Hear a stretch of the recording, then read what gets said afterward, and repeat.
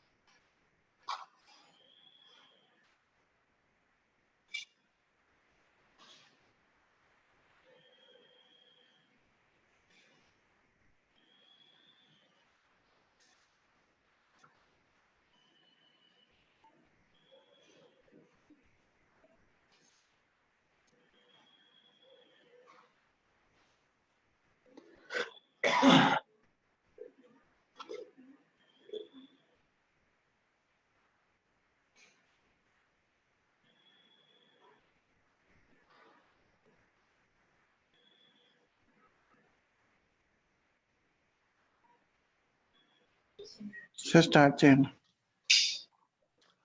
Okay.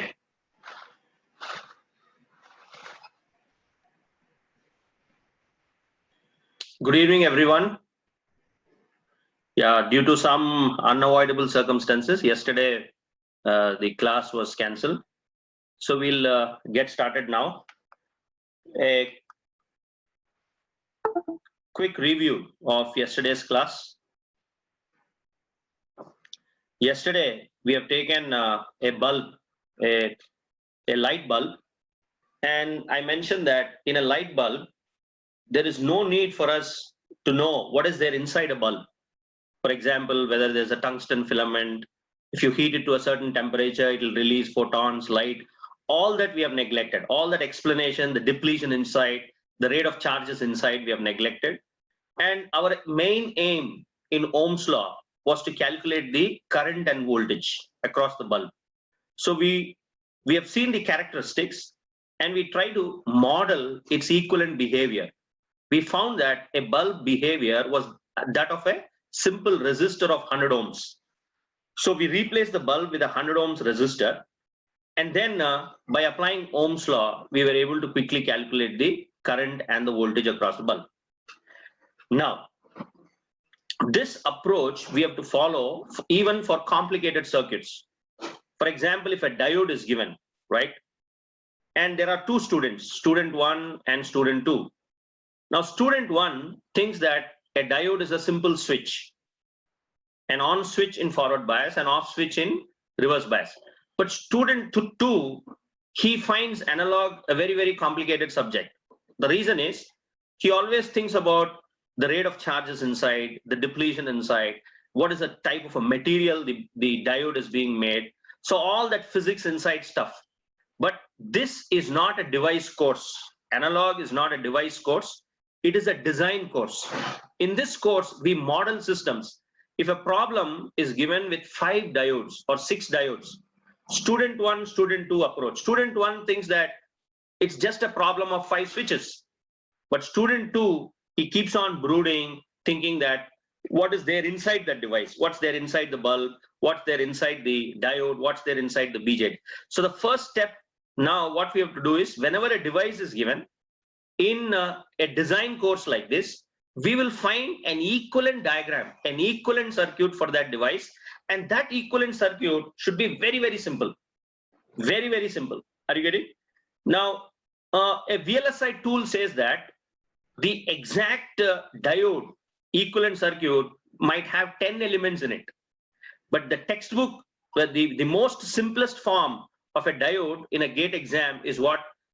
It's a simple switch. You replace a diode with a switch. So how do we make this subject so simple that all these complicated devices are modeled with simple elements? So say, for example, you have a bulb, and we have seen the characteristics. This is the VI characteristics. And we felt that the bulb behavior is a resistor R. And what is the value of this resistance? It is 1 by slope of the characteristic. So this is a simple explanation. Now we are neglecting what is there inside the bulb. So similarly, say for example, I have a device, and its VI characteristic, its VI characteristics is just a line like this. It's just a line, right? Now, from this, how do we model such a device? We don't know what is there inside the device, but we want to have an equivalent model. Though the current changes, the voltage across this device is 0. So what sort of model will you propose in order to solve circuits? So voltage 0, I told you last class. Whenever current is 0, it is an open circuit. Whenever voltage is 0, it is what circuit? A short circuit. So this, the device equivalent, is now a simple short circuit. Say for example,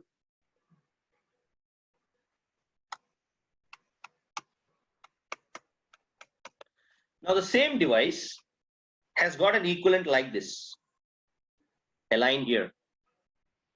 This is the characteristics, right? Now, though the voltage changes, the current is 0 in this device. Current is 0. When the current is 0, then what model will you propose for this device? It should be a simple open switch. And now, just for fun, I'm telling you, there are 2 students. One is student 1 and student 2. Right? Now 2 guys are there. Now, and I've given a problem which is complicated, right? It's got 5 diodes in it. Student 1 approach is, he wants to know what is there inside the diode. Say for example, he wants to know the complete physics behind the diode.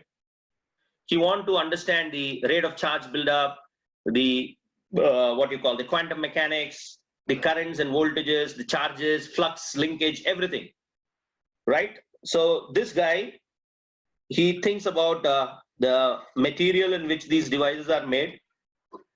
He thinks about charge buildup. He thinks about the depletion inside.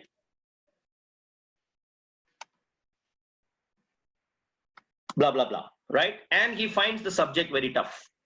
Now there is another student who does not care anything. He just says that, what is a diode when we draw the characteristics? The diode, when you draw the characteristics, it is behaving like this. It's got two segments. So there's segment 1 and segment 2. So he thinks that if it works in segment 1, where the voltage is 0, or if he works in segment 2, where the current is 0, he can visualize the device to be a short circuit or a open circuit. Now you tell me, out of these two, who would find analog an easy subject? Naturally, student 2, because if you think simple, you can solve complicated circuits. But if you think complicated, even the simplest things you will not be able to solve. But ultimately, what is our aim in a design course like this is quick results, intuition. The whole subject runs under intuition. You give me a 5 transistor problem or a 10 transistor problem. By looking at that circuit, just in 5-6 seconds, you should be able to tell what is the gain of such an amplifier, what is the input resistance of such an amplifier, what is the output resistance, what is the impedance matching, and what is the bandwidth of such a circuit. Just by so the whole subject analog runs totally on intuition. So if you build an intuitive analysis, it's more fun. You can solve bigger and bigger circuits in a quick fashion. But if you think too much, brute, so that means you have to have an abstraction when you sit in my class. If a student says that, sir, I've studied something in EDC, can I apply here? No. You just, what you have studied there is great. But the approach in analog is a simple approach. You have to put an abstraction layer and you have to think an op-amp as a black box. You are interested only in the terminal behavior, an input and output. Similarly, a diode has 2 terminals, anode, cathode. That's enough. What happens inside the diode? Not needed. Look at the characteristics and model. Similarly, say for example, I have a BJT, right? Or I don't call this a BJT right now. Some device, it's got 2 terminals, right? Now, what sort of model will you propose for this? I'll give you some time. V1, I1. I want you to draw a model. Right? I'll give you some hint. Right? First, I'll draw the characteristics, the input characteristics between V1 and I1. Say it's like this. The output characteristics between V2 and I2 is like this. Now, I need 2 elements, one for input and one for output. What sort of model will you propose for this device? I'll give you some clue now. Let's see if you will come to that conclusion. The clue here is,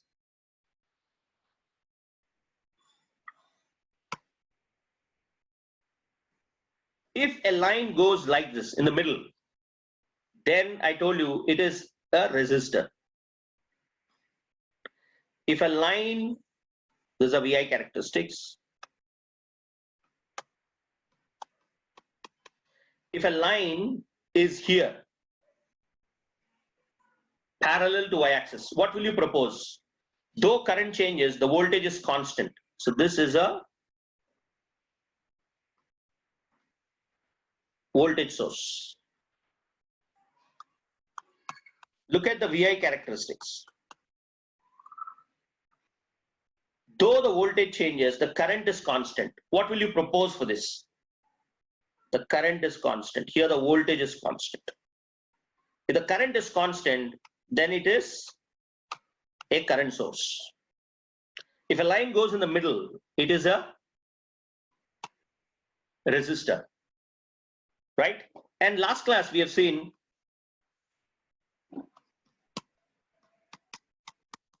if a line goes like this, then it is a resistor in series with a voltage source. So this is the gate problem we have done.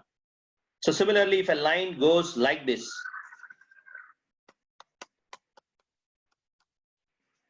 then it is a current source in parallel with a resistor. So all these complicated diagrams, can you imagine, they are learned with lines. What is a BJT in my class? It's got lines, that's it. A diode has got lines. Those are the characteristics of the device. But looking at these lines, you can model them. And finally, this is a model you have to keep in mind when you look at a big differential amplifier. A differential amplifier is there, current mirror, everything. What's the output resistance? Each device has got this model. You have to keep this model in mind. Suppose one bulb is one, suppose a transistor is a resistor. If there is a 5 transistor problem, what is the approach? You should think that there are 5 resistors in the problem. That's it. Resistor, I know every student is more comfortable. So please believe me, I am going to convert all the devices into maximum resistors. If a student says that I'm comfortable with the resistor, but I'm not comfortable with the transistor, no. Because a transistor, we are going to convert it into resistors. Now you tell me, what should be the model for a device whose VI characteristics is like this?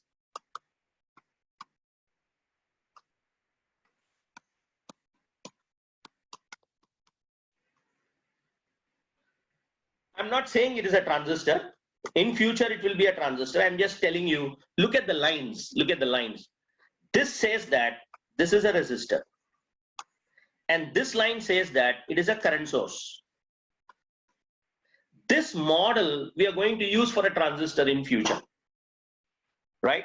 And by looking at this model, by keeping this model in mind, now once we are habituated with this model, then differential amplifier, cascode, all these big structures you can imagine only by this. If there are 5 transistors in series, you might imagine there are 5 resistors in series, right? Something like that. So this is a very that means I'm putting an abstraction layer. This is an approach of student 2. What is the approach for student 1? Student 1 has a different approach. He'll start looking at BJT. He'll think that whether it's NPN or PNP first. And it's got 3 terminals. By God's grace, there's an arrow. And there's an emitter, base, and collector. Right? And he might think that the base is, I don't know, emitter is heavily doped. Base has got small width. Collector is large area. And then he'll get stuck up. He'll think about the depletion inside, charges inside. And then once he sees the differential amplifier, it just blows his mind. Now we have to put an abstraction layer saying that I don't want to know anything about the BJT. To me, BJT is this because its character is this. It's got a character like this and like this. It's moving like this. As long as it's like this, it is a resistor. If it moves like this, it's a current source. So with this, we can solve complicated circuits, right? So this was the foundation last class. And after that, what did we do?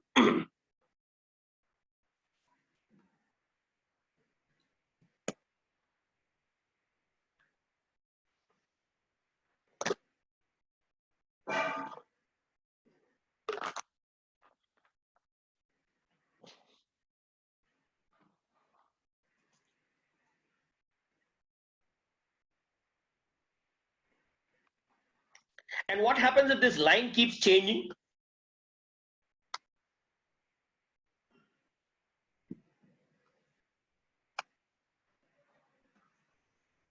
What happens if this line keeps on changing like this? The slope keeps changing.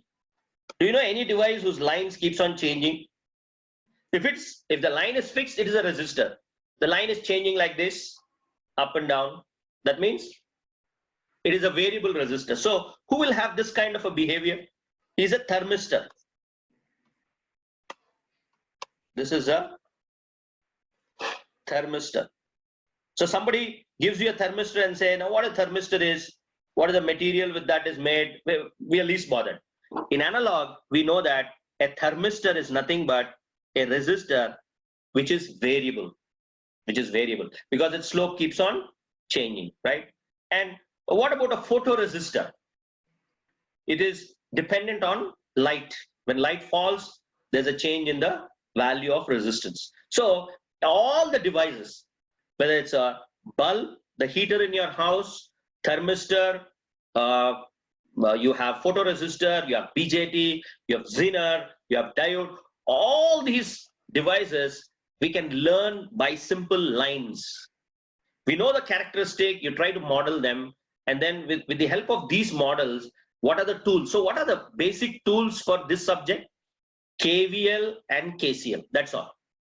If a student knows KVL, KCL, little KVL and KCL, then he can sit in the class without any prior, knowledge of any other subject. You can just plainly sit, because here, all the devices, we are going to convert it into basic resistors, right? Simple resistors. So by looking at these lines, right? The line goes like this or like this or like this. The line is exactly on the y-axis. We said it's a short circuit. If the line is on x-axis, it's an open circuit. If the line is parallel to x-axis, we said it is a voltage source. If the line is parallel to x-axis, we said it is a current source. If it is parallel to y-axis, we said it's a voltage source, right? A transistor is nothing but a resistor in parallel with what? Current source, right? So all these ideas we have got from the basic characteristics. That is the reason I've introduced Ohm's law. And then what did we do? We have seen the basic voltage divider rule, current divider rule, and we know how to characterize an exponential characteristic.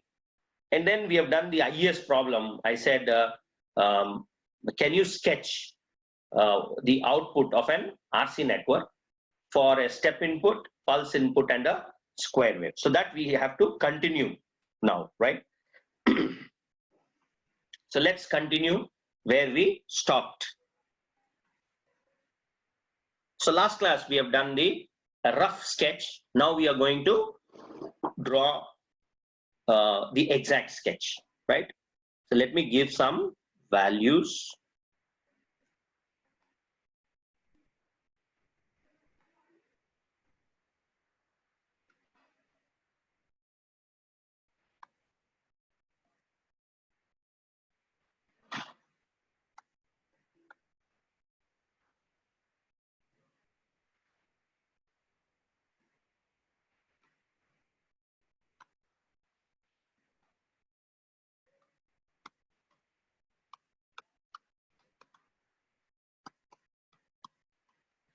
Sketch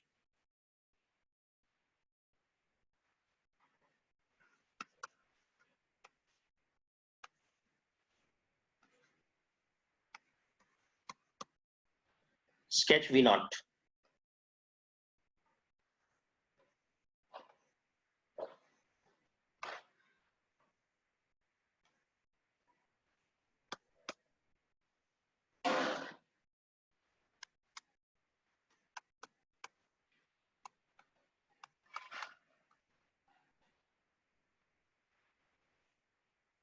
Sketch V naught in steady state.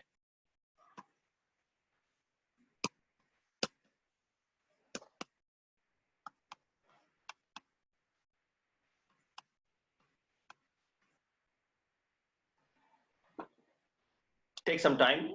Sketch V naught in steady state.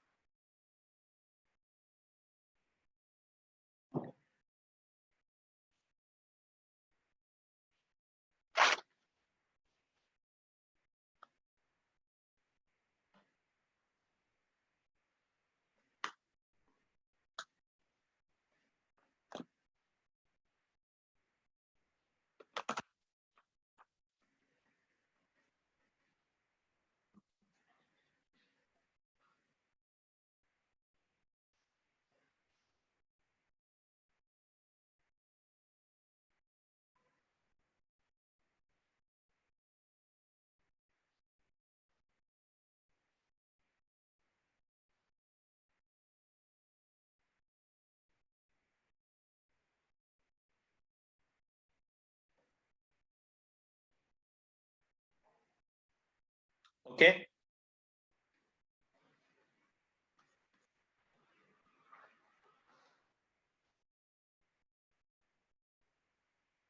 Now,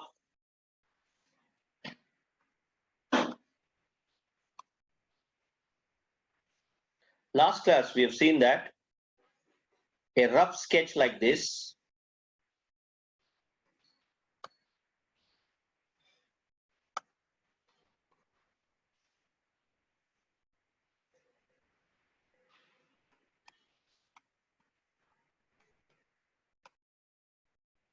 we have got.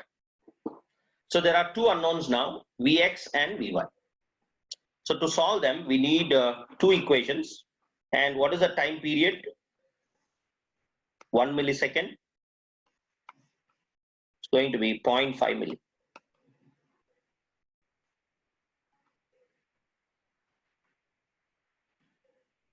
So what is the relationship between Vx and Vy? Vy equal to Vx into e power minus t by Rc. What is t? T is 0.5 milli. Rc is 1k into 1 micro. That is 1 millisecond. So it is Vx into e power minus 0.5 is Vy.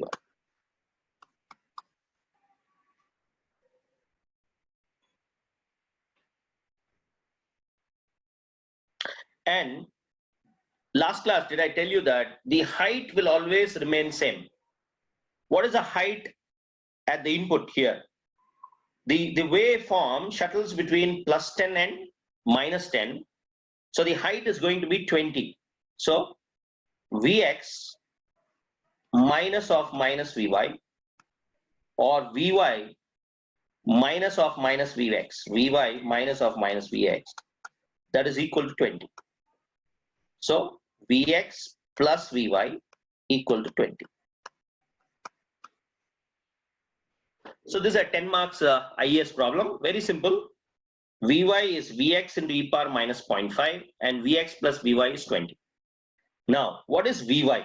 In the place of Vy, we can substitute Vx into e power minus 0.5. So therefore, Vx plus Vx into e power minus 0.5 is 20. So what is Vx? It is 20 by 1 plus e power minus 0.5. And this value, it's around 12.5, if I remember. 12.55 volt. Now, if Vx plus Vy is 20 and Vx is 12.55, then what is Vy? What is Vy? It's 12.44. It is 12.44. Then what is Vy? Vy equal to 20 minus Vx.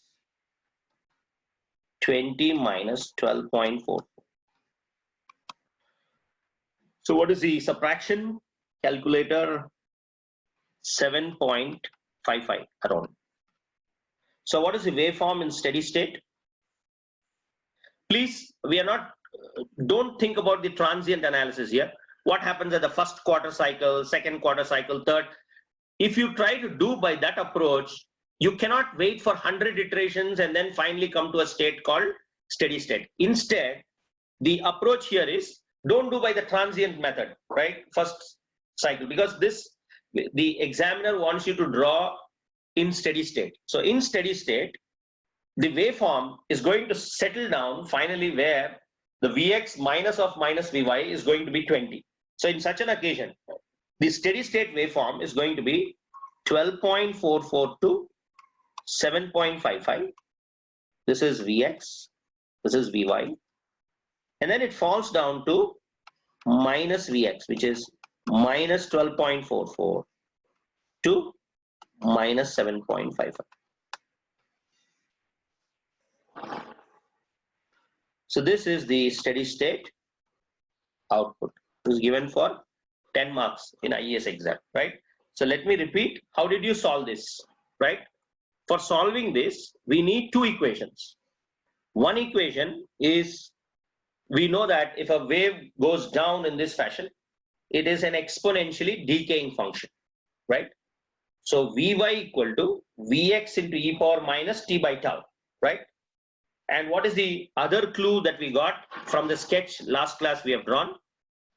The wave, whenever the waveform shuttles in steady state, the height will always remain same. It is going to be equal to the input peak to peak. So what is the peak to peak of the input voltage, that is around 20 volts, 10 to minus 10. So Vx minus of minus Vy, which is Vx plus Vy, is 20. So when you solve it, you get a steady state waveform, which goes something like this: 12.44, 7.55 minus 12.44 to minus 7.55, right? So this is the steady state output. So now we know what is the behavior of an RC network for a step input, pulse input, square wave input, right? Step input, you will solve umpteen number of problems in your networks class, right? Where the voltage across the capacitor is going to be V into 1 minus e power minus t by tau, and the voltage across the resistor is going to be V into e power minus t by tau, right?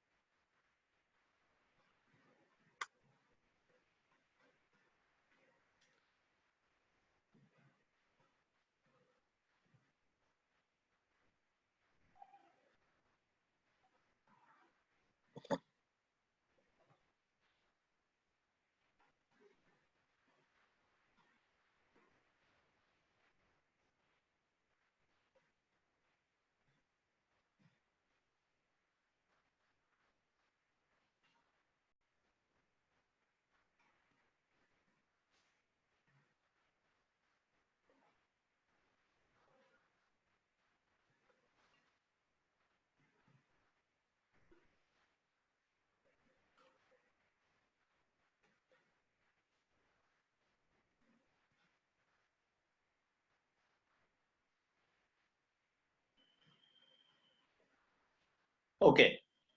Now, what is the behavior of an RC network when a sinusoidal input is given? A sinusoidal. This is very important because you know a sine wave is the only waveform which does not change its shape after it is impressed on a linear network. So sinusoidal waveforms are extremely useful in knowing the frequency response of circuits, right? So sinusoidal response, this topic is a common topic in so many subjects, right? Sinusoidal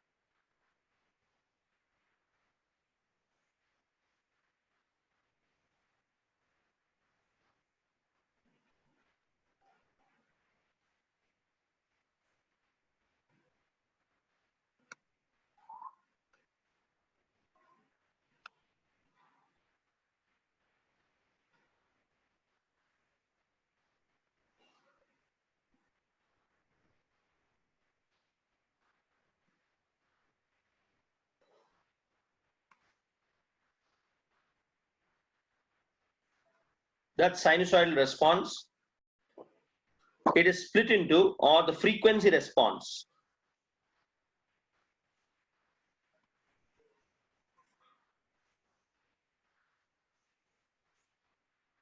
It is split into magnitude response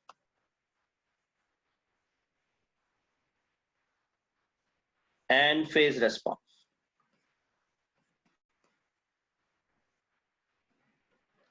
Now, by looking at the magnitude response, you can classify amplifiers, right? The frequency selective amplifier is a filter, right?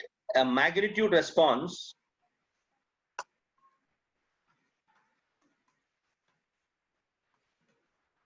you can classify circuits as LPF. What is LPF? It's a low pass filter. HPF, high pass filter. Band pass and band stop. Based on the phase response, you can have a delay filter or an all pass filter.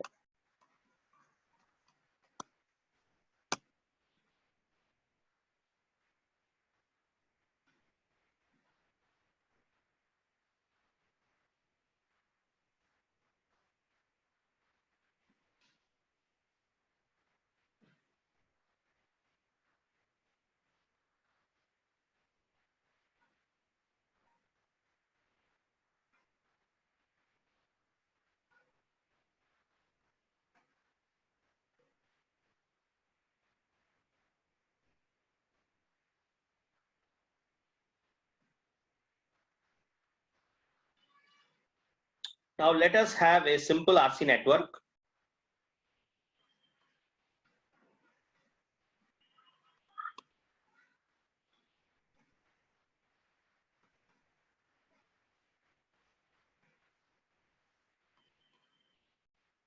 I told you in analog, we avoid complicated mathematics. So there are so many approaches in solving this. One is you can take the help of calculus and apply KVL. You can say VC is 1 by C integral IDT and all that. But we all know that the frequency domain analysis is much simpler than the time domain. So we are going to replace capacitor with its impedance model. What is the impedance model for a capacitor? It is 1 by SC or 1 by J omega C. Then the impedance, you can imagine that this is some kind of a resistor, and there are two resistors in series. Last class, if you remember, I have mentioned something called the voltage divider rule, right? So if you have R1 and R2, then what is the voltage across R2? If you remember, the voltage across R2 was VR2 by R1 plus R2, right? So V0 is going to be Vin into 1 by SC by R plus 1 by SC. By R plus 1 by SC. So what is V0 by Vin? It's going to be 1 by 1 plus SCR. 1 by 1 plus SCR. What if you put S equal to J omega? It is 1 by 1 plus J omega RC. All right? J omega RC. Now, what is omega? Omega is nothing but the input frequency. So you can imagine Vin as some Vm sine omega t. Omega t. So omega is the input frequency, and the transfer function V0 by Vin is 1 by 1 plus SCR, right? Now, when a sinusoidal input is given to a purely resistive network, then the signal gets attenuated. But here, two things are happening in sinusoidal response. What is sinusoidal response? One is the magnitude response, the other one is phase response. So when a sine wave is given to an RC network, the wave gets compressed, where it loses its amplitude. And the second thing is it turns by an angle. That means there is a phase shift. So two things are here. One is the magnitude changes, the phase also changes. But we have seen in the same RC network, when a step input is given, the capacitor was either charging or discharging, as the case may be, right? But in sinusoidal response, it's totally different, right? Two things are happening. One is magnitude of the sine wave changes, and two, the phase also will change, right? Now, why this approach is very powerful? The reason is, it is waste of time if I give a single sine wave and try to find the response. See, what is that I'm going to do by giving a single sine wave? Because if I play a music signal, right? A music signal, And this music signal has got a high frequency noise in it, high frequency noise. Then how is that? I want to know an approach where the noise is eliminated and only the low frequency music comes at the output. So the approach here is the input which I am telling here, what is the variable of interest here is the frequency. Don't think I'm giving one sine wave. I'm giving a range of sine waves ranging from 0 to infinity. 0 to infinity. A band of frequencies. But I want to show you that till a cutoff frequency, till a certain frequency, the gain is almost constant. But as you keep on increasing the frequency of the input, suddenly the gain keeps on falling. And that gives you an indication that the high frequency noise is eliminated, only the low frequency music comes at the output, right?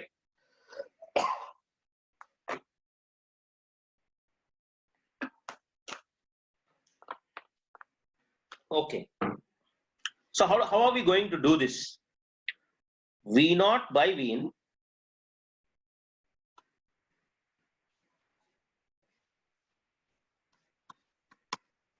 magnitude.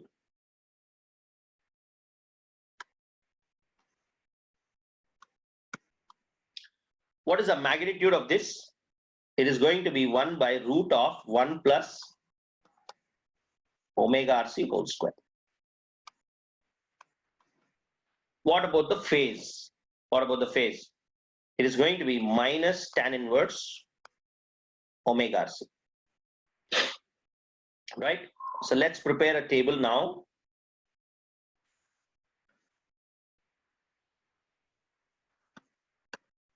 Magnitude and phase, right? We'll start with 0. 0 means don't look at the numbers. Try to imagine that 0 means a sine wave that's moving very, very slow, right? Infinity means it's a sine wave that is moving very fast. And when that such a sine wave is given, what is happening to the amplitude and with what angle it is making a turn, right? So for a low frequency sine wave is almost DC, right? A sine wave whose number of, what do you mean by frequency? What do you mean by frequency? The new term I'm using. Frequency means it's the number of waves per second, right? So when I'm saying low frequency, the number of waves per second is very, very small, right? Low frequency, omega 0. When I say omega 0, then V naught by Vn is 1. That means the complete sine wave, you can pass it. And what about the angle is 0? What happens at omega equal to 1 by RC? When omega is exactly when the input frequency matches with the RC values, right? Suppose my R is 1 kilo ohm and C is 1 microfarad. So 1 kilo into 1 microfarad is 1 millisecond, right? What if I give a 1 kilohertz sine wave, a 1 kilo radians per second sine wave? When such a sine wave passes, when you see at the output, the wave is going to fall down by 29.3%. So you're going to get only 0.707. And the output wave is going to turn by 45-degree angle. See here, at omega exactly equal to 1 by RC, 1 by root of 1 plus 1, 1 by root 2, that is 0.707. And what is tan inverse 1? That's 45 degrees, pi by 4, right? 45. Now what happens when I increase my frequency 10 times, 10 by RC? 10 by RC. So if omega is 10 by RC, it's almost 10. 10 square is 100. 1 you can neglect it. So it's almost 0.1, right? What is tan inverse 10? Minus of tan inverse 10. So I need a calculator. Minus of tan inverse 10. Minus of tan inverse 10. It's around 84.2. And what is 100 by RC? 100 by RC. So if you have a 100 here, 0.01 approximately, minus 84.2. around 89, right? What happens at infinite for a very, very high frequency? Tak, tak, tak, tak, tak. Maybe noise. Noise is 100 by RC. We can imagine noise is 100 by RC.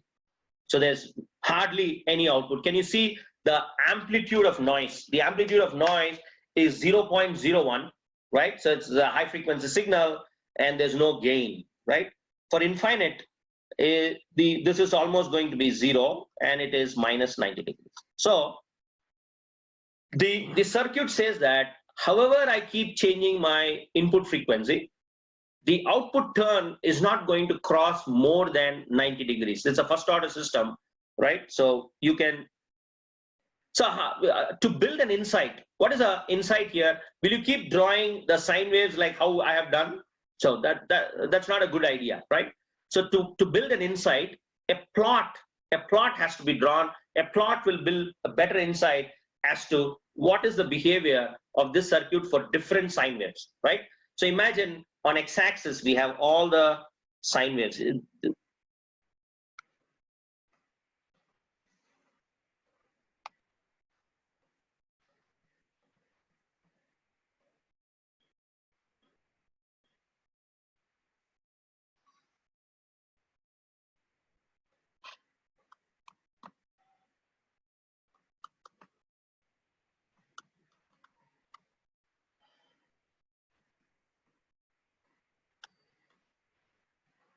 So for omega 0, the gain is 1, almost 1.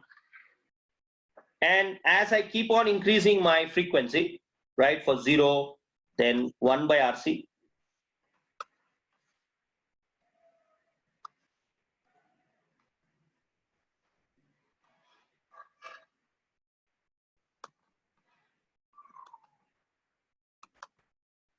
(10 by RC).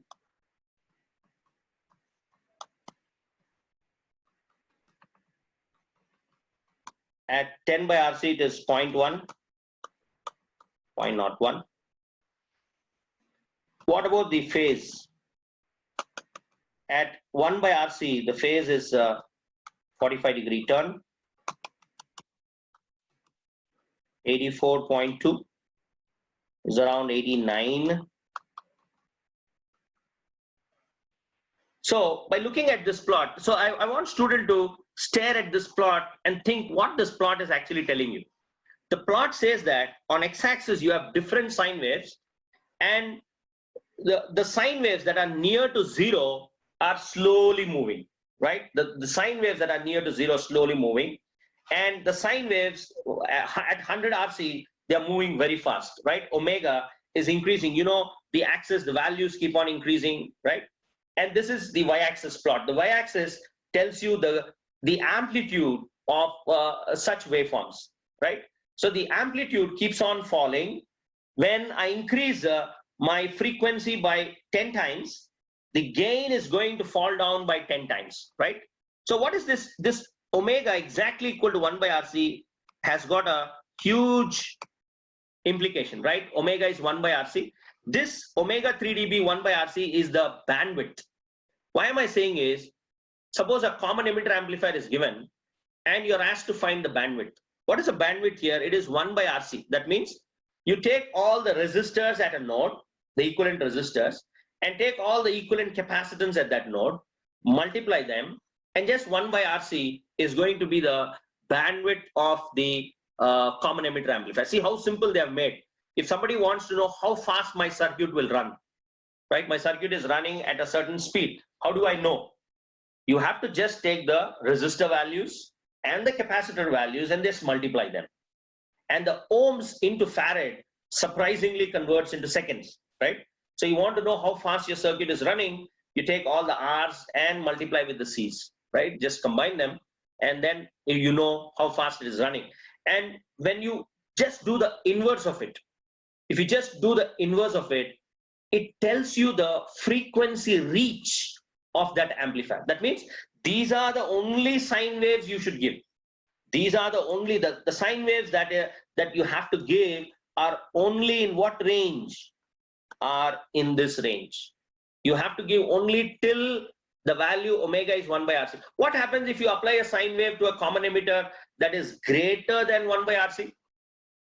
Naturally, the gain is going to fall down. There's no point, right? The gain is going to fall down. There is no point. So when you're designing a circuit, you should see that the value. And who decides this? Surprisingly, who decides this? Mostly, this is decided by the parasitic capacitors, the junction capacitors, right? The junction capacitors are going to decide, because all our amplifiers basically are low pass filters. So why did I take this? Some students might get bored, why is he taking a simple RC network? The reason is, when this is the same approach, the effort that I'm putting here to explain this, I am going to use 90% less effort in solving a cascode amplifier frequency response, a common emitter amplifier frequency. We're going to have just, in 5 seconds, 10 seconds, we say, by looking at an amplifier, this is the bandwidth of the amplifier. Are you getting? But because the approach is same.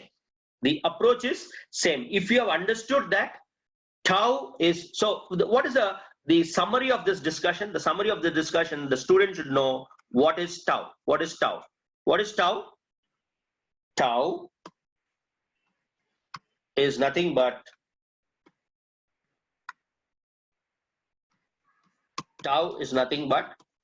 R into C, or R equivalent into C equivalent. That tells you the speed of the circuit. And what is bandwidth, or the 3 dB cutoff frequency?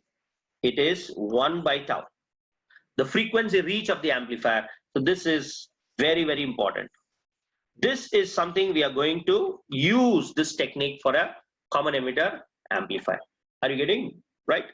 Now,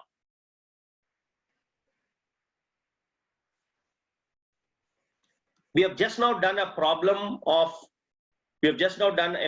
for a square wave. What about a sine wave? If I give the same circuit,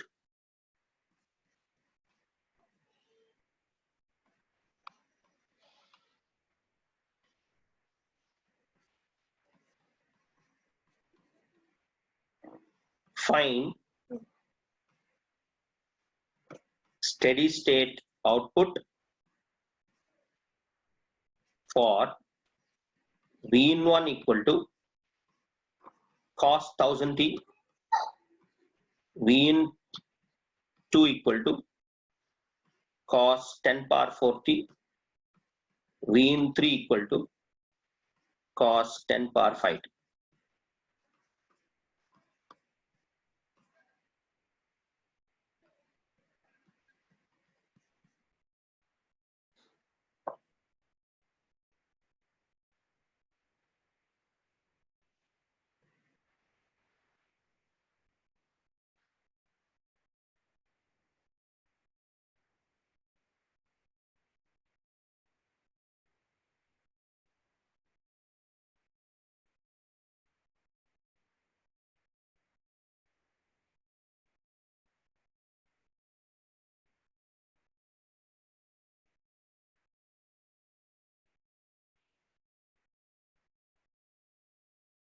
This is A bit.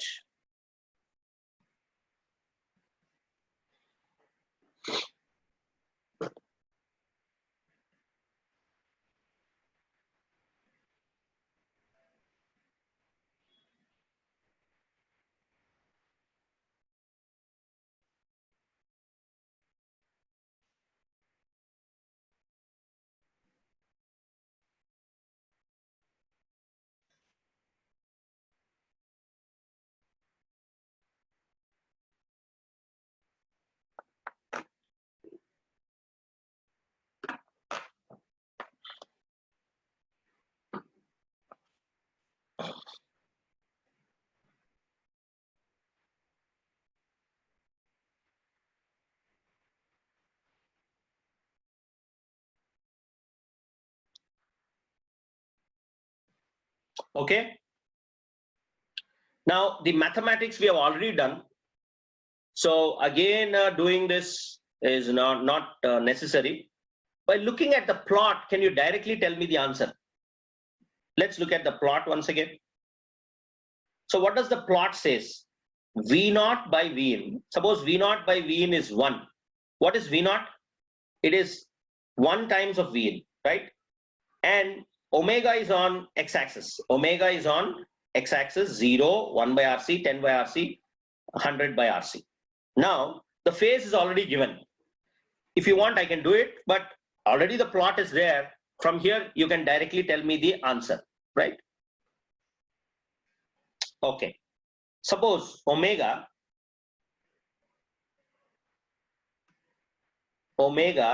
is cos 1000 t. Omega is 1000.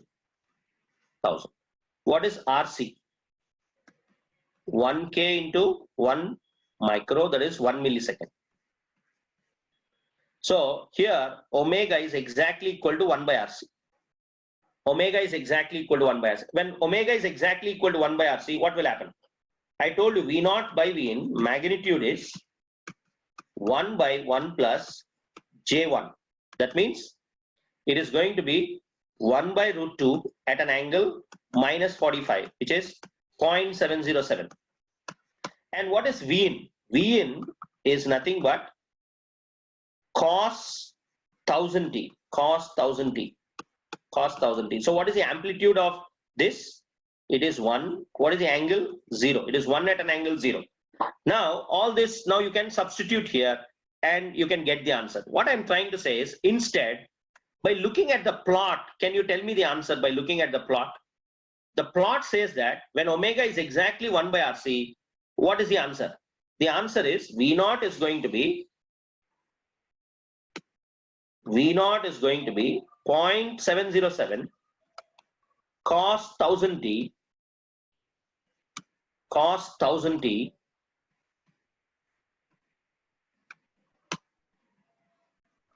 minus 45 degrees.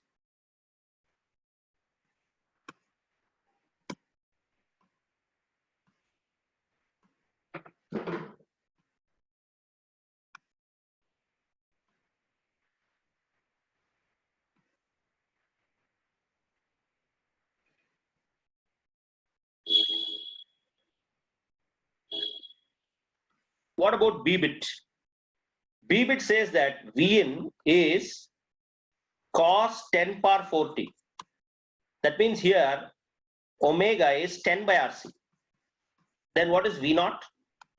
It is going to be 0.1 cos 10 power 4t minus 84.2 degrees. What is V in C bit? It is cos 10 power 5t. Is it 10 power 5? Yes. So that means omega is 100 by RC. Omega is 100 by, at omega equal to 100 by RC, what is happening to the amplitude and the phase? It's 0.01 cos 10 power 5t minus 89 degrees, right? So you can, if you want, you can work it out by the normal procedure. Because already we have done it.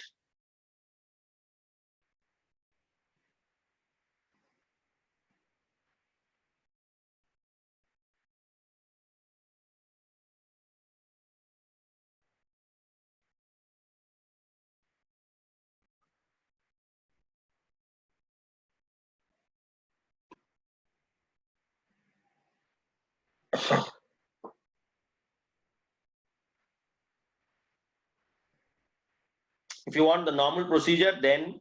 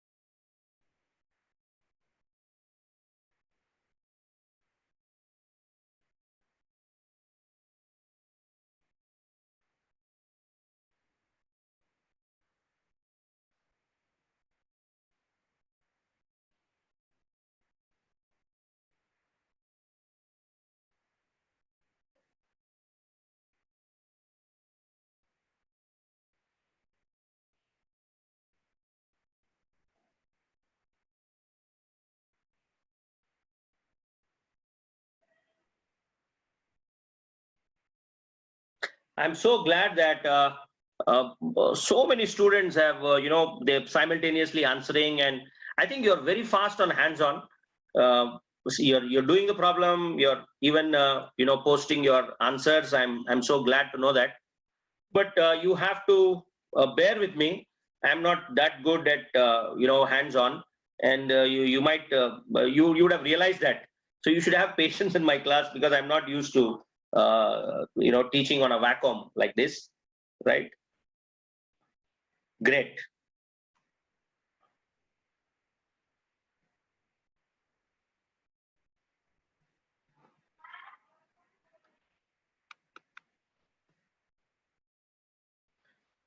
Now, still easy approach. Still easy approach is you don't want to do by calculus. You don't want to do even by the voltage division and the transfer function. Now, given a circuit, can we intuitively say what is the type of a filter just by looking at by inspection, right? So if you have this approach, the same thing we can carry on during the BJT session, MOSFET session, and the op-amp session, right? So we'll have simple circuits. Recognize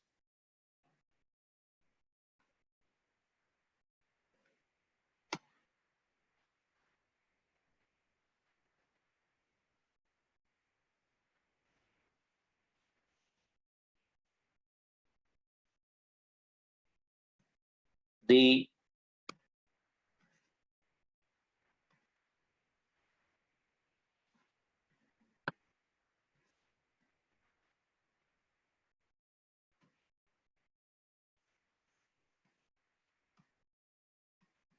type of filter.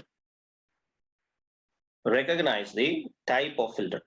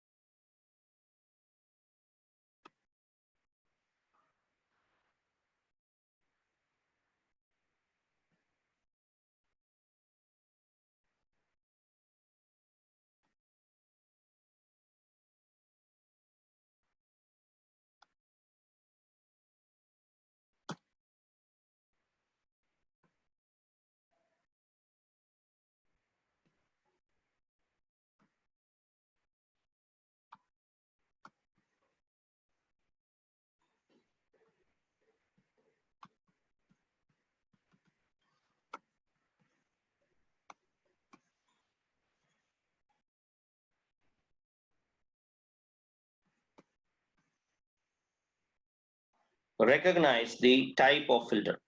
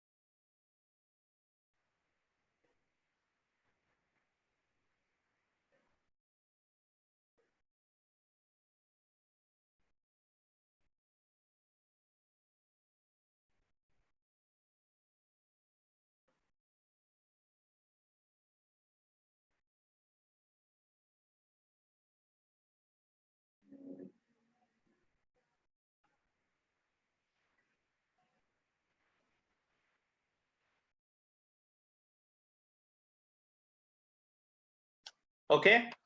Now, uh, I repeat, there are already we have seen two approaches. One approach is the what you call the transfer function method. The other approach you will study in networks class is by Kirchhoff's law. By applying a KVL, you will solve the first order differential equation, and finally you will try to know for every sine wave there is a magnitude change and a phase change. Instead, I told you what is important for us is not by giving a sine wave. When I say omega, omega means it's a frequency that is variable from a low frequency to high frequency. So what if we check these circuits only for two frequencies? One is a low frequency, the other one is a high frequency, and then intuitively try to draw a plot, right? So if some student says that, is it a correct approach, a perfect approach? We don't know. But we can, without doing anything, just by looking at the circuit, we can intuitively judge the type of filter, right? So how do we do this? For omega 0, low frequency, and omega infinite, what is the behavior of an inductor and a capacitor, L and C? We know that inductor offers an impedance omega L, capacitor offers an impedance 1 by omega C. So for omega 0, the inductor, what is the behavior of a capacitor for a low frequency we have seen? For low frequency 1 by 0 infinite, the capacitor behaves like an open switch. But an inductor is going to behave as if it is a short circuit. For high frequency, the inductor, you can imagine it to be a high impedance or an open switch, and capacitor, you can imagine it to be a low impedance. So now we are going to check the behavior of L and C for low frequency and for high frequency, right? So let us draw the plot now. For omega equal to 0, low frequency, the capacitor is behaving like an open switch. So replace the capacitor by an open switch. So your output follows input. For omega infinite, the capacitor behaves as if it is a short, where the output is 0. Now you can tell me what sort of plot is this? What sort of plot? This is the gain, right? For low frequency, output follows input. The gain is 1. So you're getting some gain. Doesn't matter what the gain is. At very high frequency, the output is 0. Now, intuitively, you can join these two lines now. You can join the two lines and you can say that this is nothing but what filter? A low pass. This is nothing but a low pass filter. I need some space.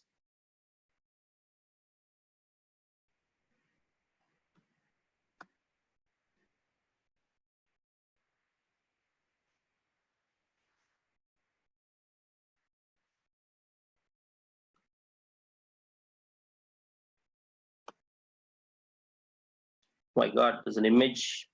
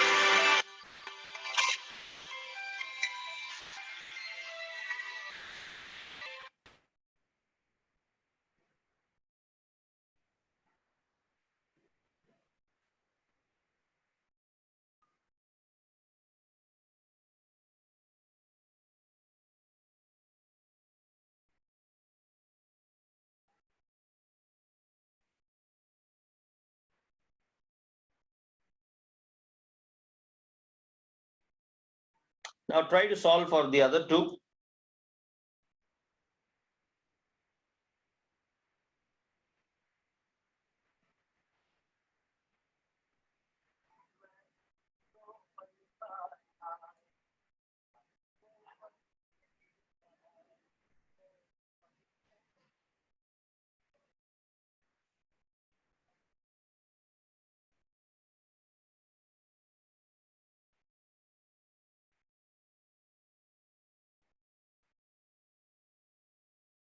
Hello right నాన్న, అదే middle లో ఒక line వచ్చింది, అది ఎట్లా తీయాలి అని పోయింది.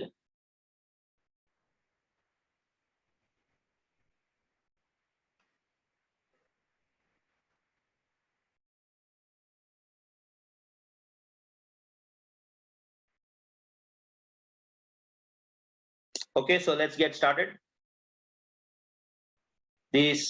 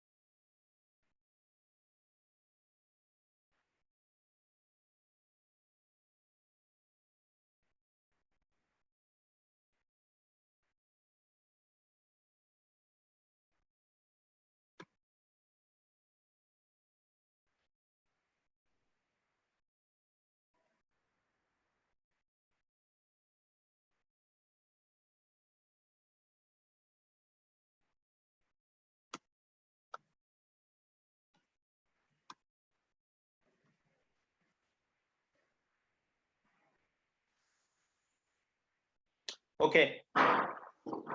Now, what is the behavior of this network for omega 0 and omega infinite?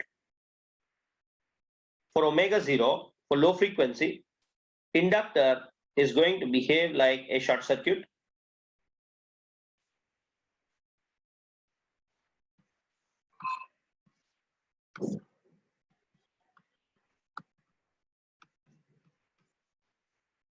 Where output follows input.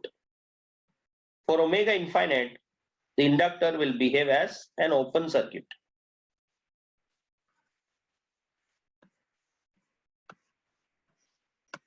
Where the output is 0.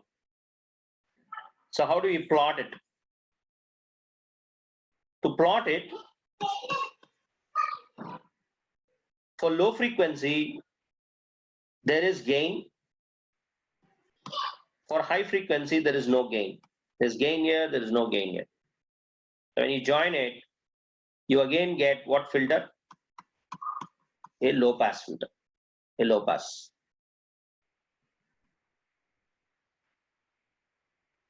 Now what about this? For low frequency, omega 0, capacitor is going to behave as an open circuit.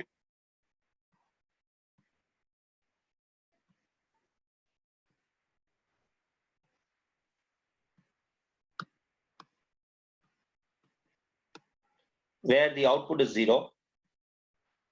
And for omega infinite, capacitor is going to behave as short circuit.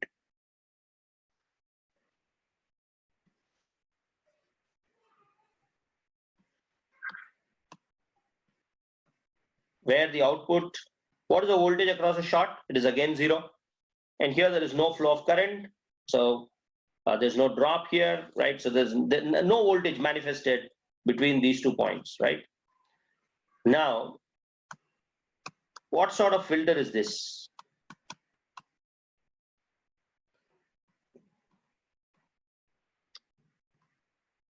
Now for low frequency, now here carefully see, this is where you have to apply your intuition. For low frequency, I'm saying that there is no gain. There's no gain. And as we have seen in the frequency response, as the frequency changes, the value also keeps on changing. So when the value changes, how do you think the plot will move? See, I'm having a number that is 0, and that's the least number you can expect. And after that, the value is changing. So naturally, the value keeps on increasing from that number, right? Because the least that you can expect is 0. And in frequency response, if frequency changes, magnitude will change and the phase will change. So naturally, it has to move up. And at very large frequency, at infinite frequency, it is again 0. So it can't be anything less than that. So what happens when for any frequency less than infinite? It would have been slightly more. So now you tell me, with this kind of a behavior, a plot, if you try to join them, you realize that this is going to be what filter? A bandpass, right? It's just an intuitive approach, right? So don't worry about the validity. So this is how, analog engineers, because analog circuits generally look complicated. That is where the student mindset is. No, all these are complicated circuits. You have Zenars, you have diodes, you have BJTs, MOSFETs, a lot of stuff. But if you think in simple terms, and you're able to intuitively say without doing anything. So what a good analog engineer will do is, a good analog engineer will not do anything, right? Will not do anything. He just looks at the circuit and he tries to intuitively say, what is the gain of the amplifier? What is the type of filter, right? Input resistance, output resistance, the frequency reach, impedance matching, bandwidth, so on and so forth, right? Okay, so what about this? You would have done it. Some of you have already given the answer, I see. So for omega 0, inductor will behave as short circuit, but capacitor is going to behave as open circuit, right? Inductor is going to behave as short, but capacitor will behave as open. Still, you have a non-zero output. Your output follows input. You have a non-zero output. What happens at omega infinite? So inductor and capacitor, they give completely complementary picture. If the inductor is short, the capacitor is open. If the inductor is open, the capacitor is short, right? So for omega infinite, capacitor is going to behave as short circuit. Inductor is going to, when I say short, I don't mean short. I mean it offers low impedance. When I say open, I say that it offers high impedance. So when it offers low impedance on one side and high impedance on the other side, and they are in parallel. So in your basic circuit theory, you know that a large resistance in parallel with a small resistance, the effective value is always what? Small, isn't it?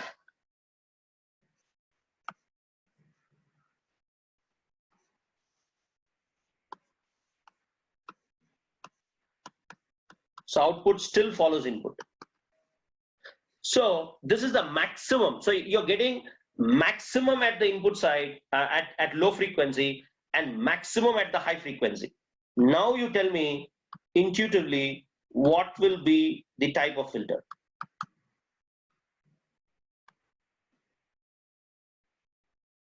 At low frequency, it's the maximum. You cannot expect anything more than that. But this topic is frequency response. So when frequency changes, the gain will also change. But it is not going to be maximum, because the maximum is going to happen only at low and high. So how the plot is going to be? The plot is going to be like this at the low frequency side, right? At the low frequency cluster, you're going to get huge gain for zero frequency. And thereafter, the gain is going to, it can't be more than this. That's what I mean. When it can't be more than this, the plot has to go down. Similarly, at high frequency, it's the maximum. It can't be more than this. But in frequency response, if frequency changes, the gain should also change. So it is changing like this, like this. So intuitively, what do you say about it? Intuitively, we find that this might be what filter? A band stop filter. A band stop filter.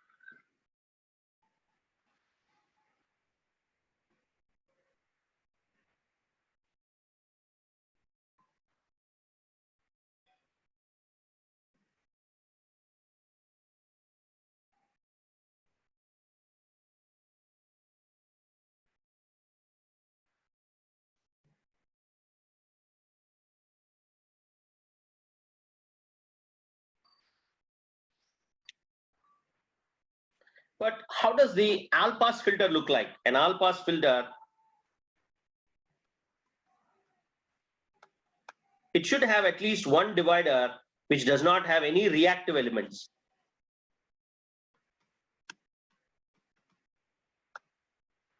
An all pass filter looks something like this.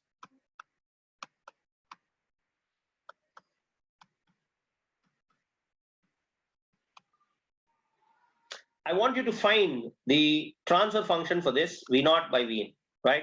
As a homework, you can find it. I will do it later.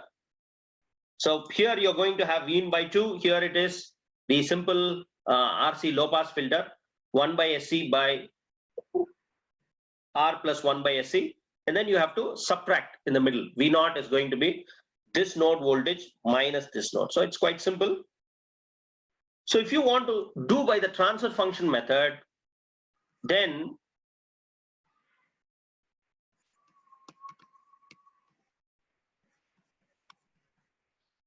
a low pass filter will be of the form K by 1 plus S tau, where omega 3 dB, the cutoff frequency we have seen it's 1 by tau.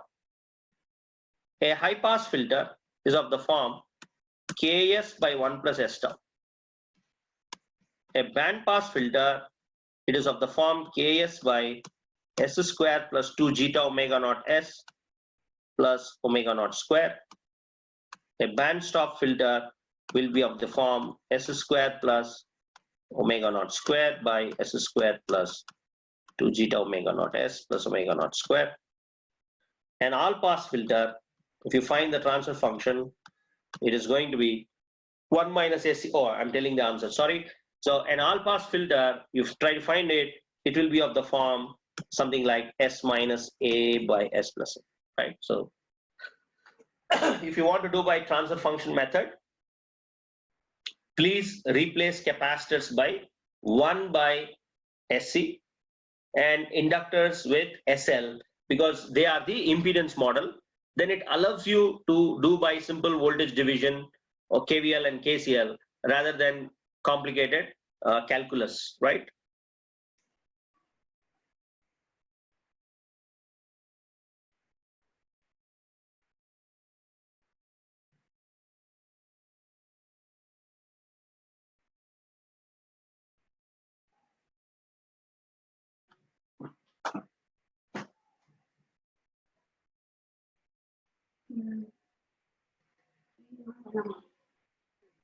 Well,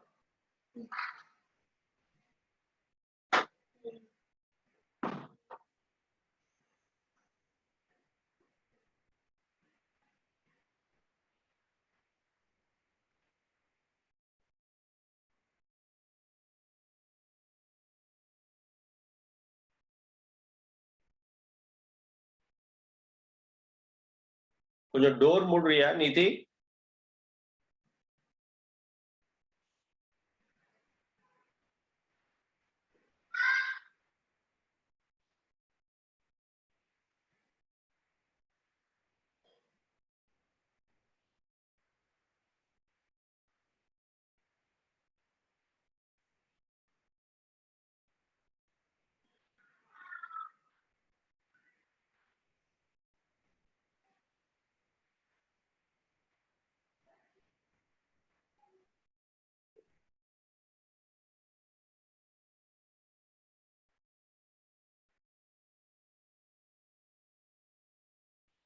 Okay, so I repeat, what we have done so far is what is the behavior of an RC network for a step input, pulse input, square wave input, and sinusoidal.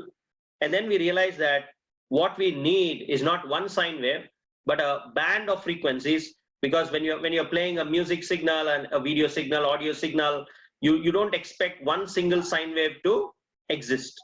Then such circuits, you can build an insight with a plot. A plot will always tell you what will happen to the gain of such amplifiers at different frequencies.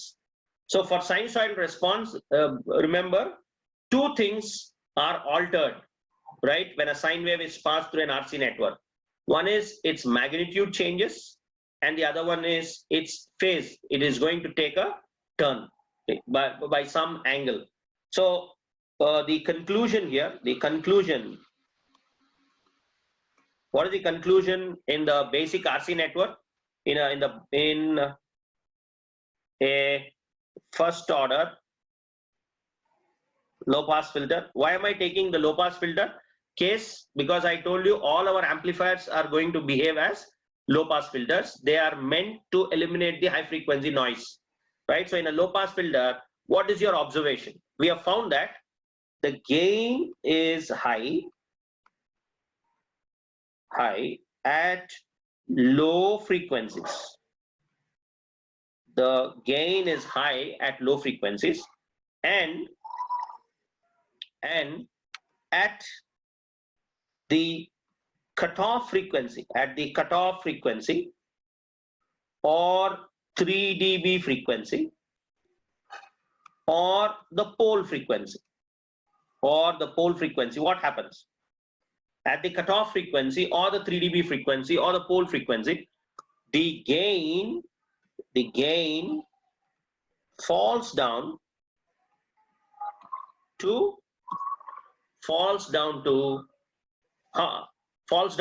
value? 0.707 of the maximum value.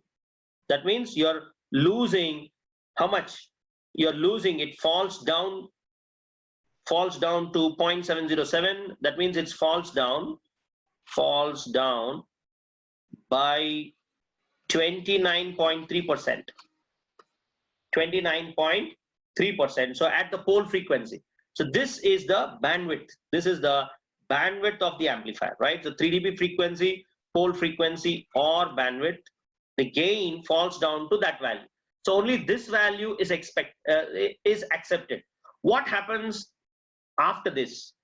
For frequencies of input greater than the pole, right? Or for frequencies of input greater than the cutoff frequency, for frequencies of input greater than cutoff frequency,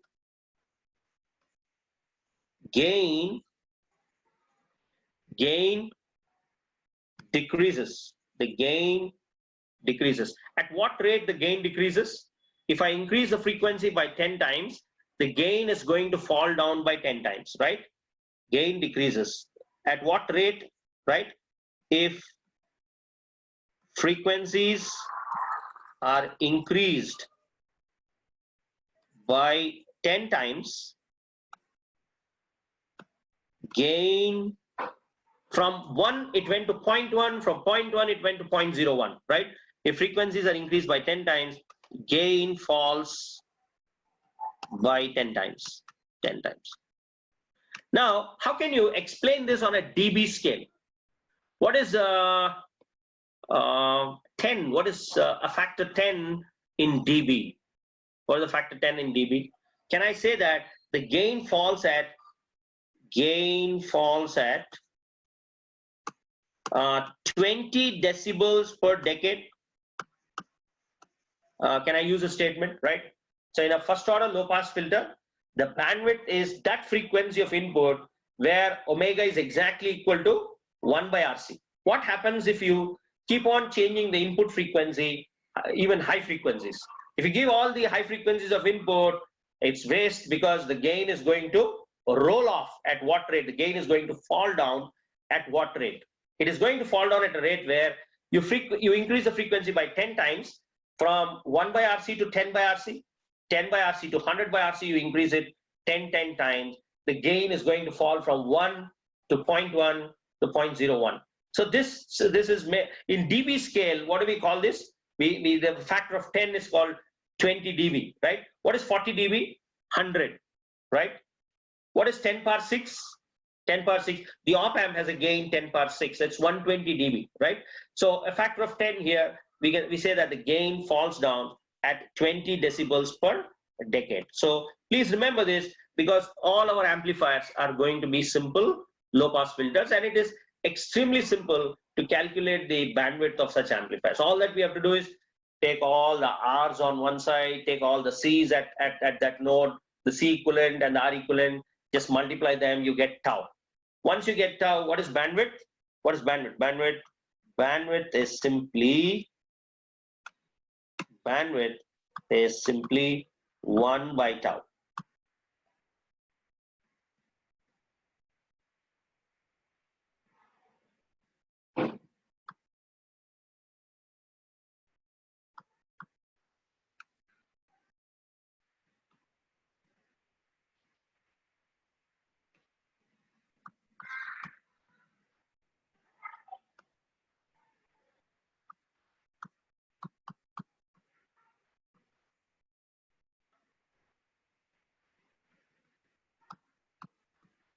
Bandwidth is simply 1 by tau. Very, very important. The 3 dB cutoff frequency or the bandwidth. Now, you might ask, why only 3 dB? Well, I mean, the historical reason behind this is, when we were designing audio amplifiers, the gain was almost constant, only up to a point, right? It is found that our ears, they do not respond till 3 dB, because to me, the ultimate load when I'm designing an amplifier is not the speaker load, right? Ultimately, the sound that comes from the speaker, it has to hit the diaphragm, right? It has to. So who is the ultimate load for you? The ultimate load is your ear. It is found that the ears, God created our ears where we cannot respond till 3 dB. So somewhere we have to take a cutoff frequency. Why not 4 dB? Why not 5 dB, 6 dB? The simple historical reason is our ear does not respond till 3 dB. So you can cheat your ears. The ear will find that, okay, the amplifier is very nice, its performance is very nice, and it's flat until omega equal to 1 by R. What happens if you keep on increasing high frequencies? Then naturally it'll be annoying, because the gain has fallen down. Are you getting? So see that the cutoff frequency of interest for any amplifier should be 3. But of course, you know that those are half power points, and you can have all sorts of technical reasons for that. But the historical reason I'm saying that, the historical reason is our ears think that it is a perfect plot. And when you draw a Bode plot, it'll be like a flat response. You're right. So it'll be like the Bode plot will be like a flat response, right? So this response, there's always a 3 dB error when you draw a Bode plot. So this is a nice plot, right? So this is, this is a plot with respect to our ear. You ask your ear, how do you feel? He says that there's not much difference here till omega equal to what? 1 by RC. But thereafter, when I increase the frequency 10 times, the gain is definitely going to fall down by 10 times, right? So this is about the sinusoidal response, right? And in introduction, the last topic in introduction is, we will introduce dependent sources. We will introduce something called dependent sources.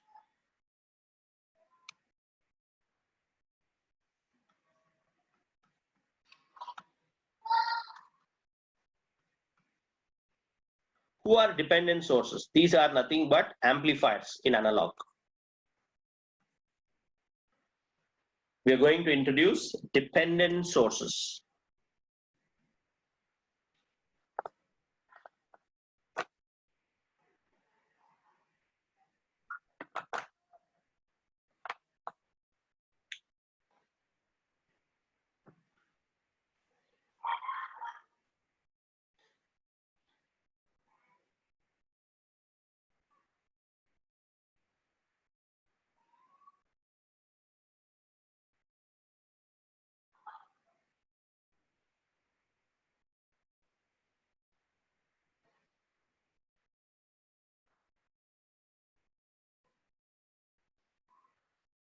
Dependent sources. So how do we define an amplifier? Fine. An amplifier is a device which improves the strength of a signal. An amplifier is a device which improves the strength of a signal. Strength means power gain. Strength. Abhi, close the door, please. Excuse me. Abhi, can you please close the door?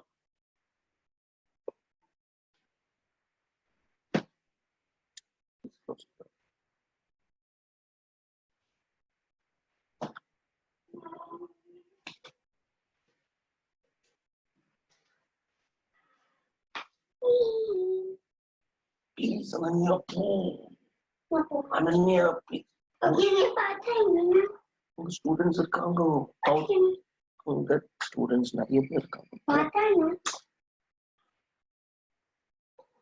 An amplifier is a device which improves the strength of a signal, and strength means power gain, right? Close the door.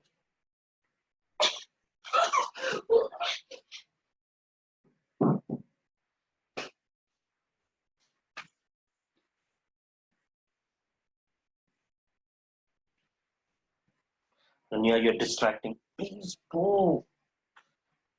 Vandana Paru. Abhi? Abhi?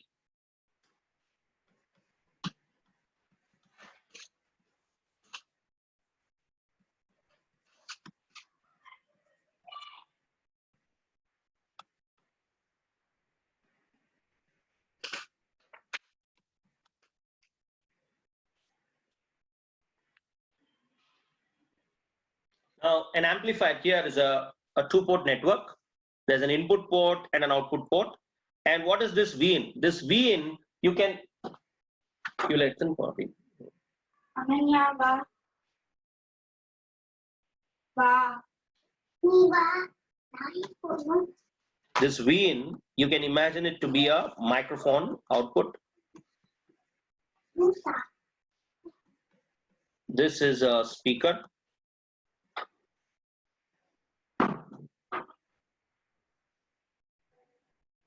So we are going to define terms like voltage gain first. Voltage gain. It is denoted by AV, V0 by V. Current gain.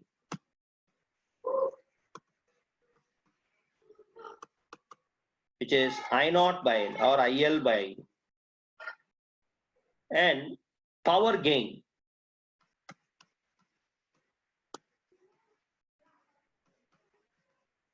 It is a product of voltage gain and current gain, right?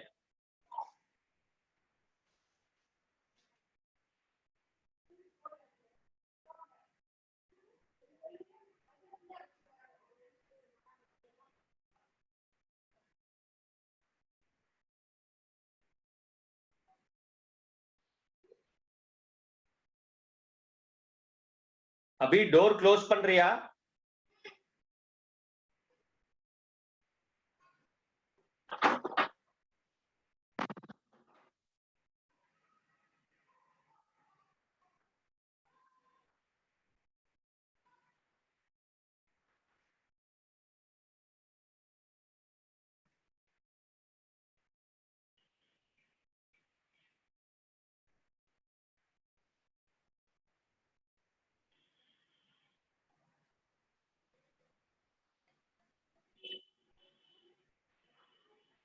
Now, what is the voltage gain in dB? It is 20 log AV. The current gain is 20 log. And what is power gain in dB? It is 10 log. Now, why it is 10 log? What is power? Power in terms of voltage or current is suppose V square by R. What is log M power N? You know that log M power N is N log M. So for current and voltage, you please multiply by 20. 20 log AV. See, the log was within the four walls of Bell Labs initially, right? And slowly it has become a world standard.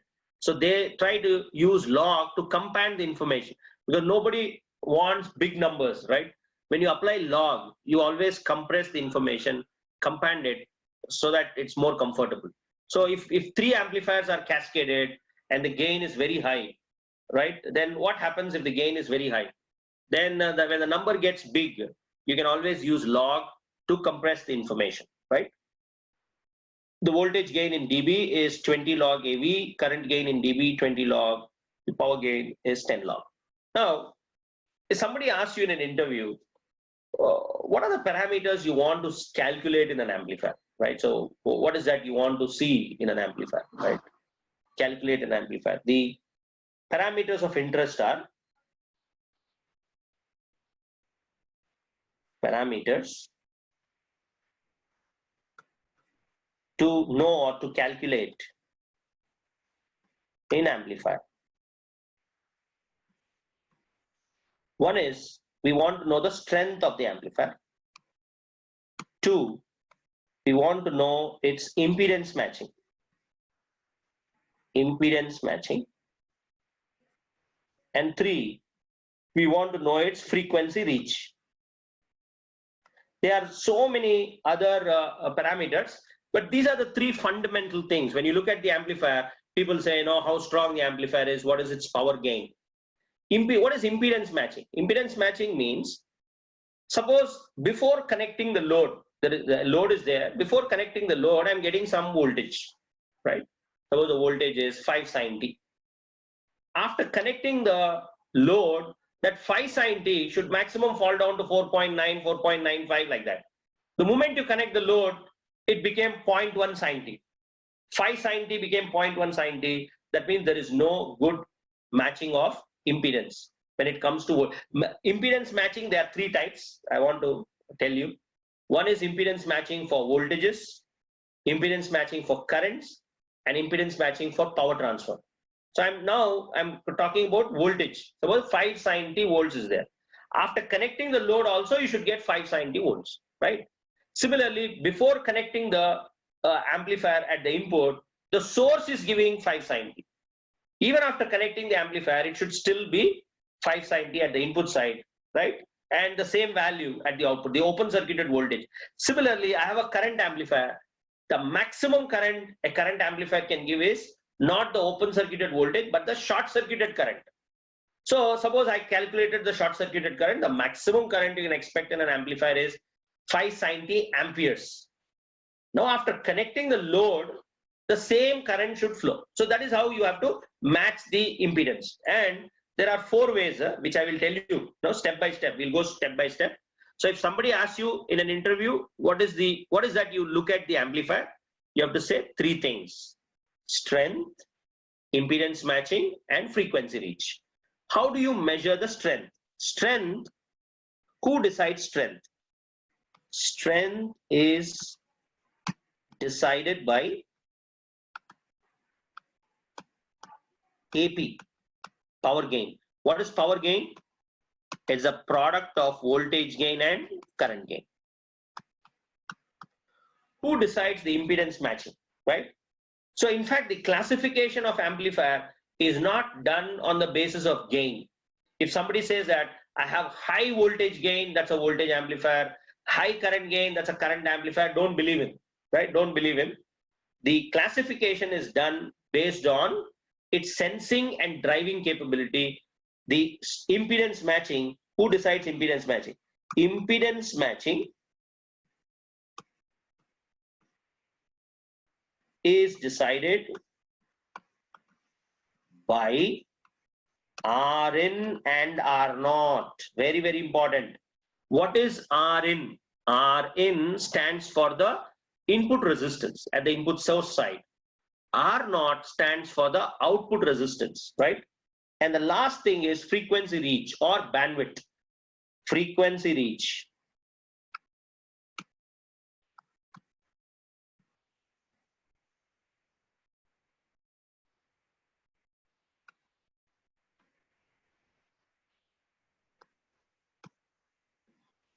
Frequency reach or bandwidth decided by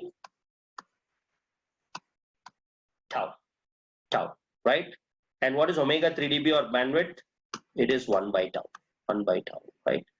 The frequency reach or bandwidth is decided by the time constant of the circuit, the time constant, right? So three things, very, very important. So if somebody asks you, I'm designing an amplifier, and apart from that, there are so many other factors. What sort of power supply you're giving, what is the output swing, CMRR, slew rate, I mean, a lot of other things but fundamentally, when you're designing an amplifier, three things are important. One is how strong the signal at the output is, right?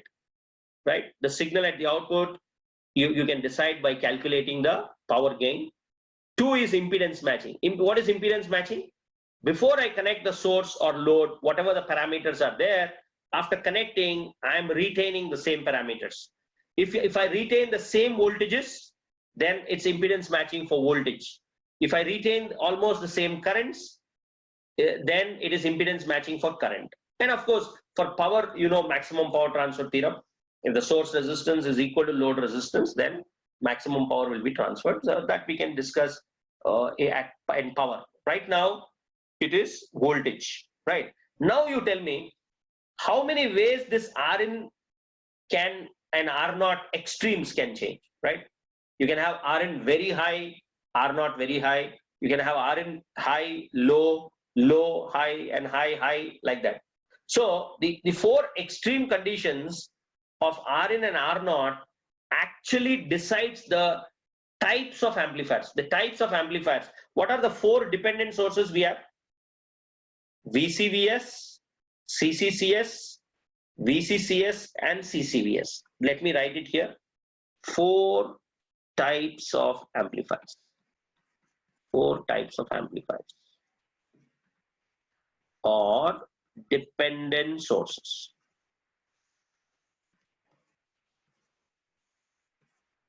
Four types of amplifiers or dependent sources. One is voltage amplifier or VCVS. What is VCVS? Voltage controlled voltage source, VCVS, or V to V converter. An amplifier is basically a converter. Two, current amplifier. Current amplifier. CCCS. What is CCCS? Current controlled current source or I to I converter.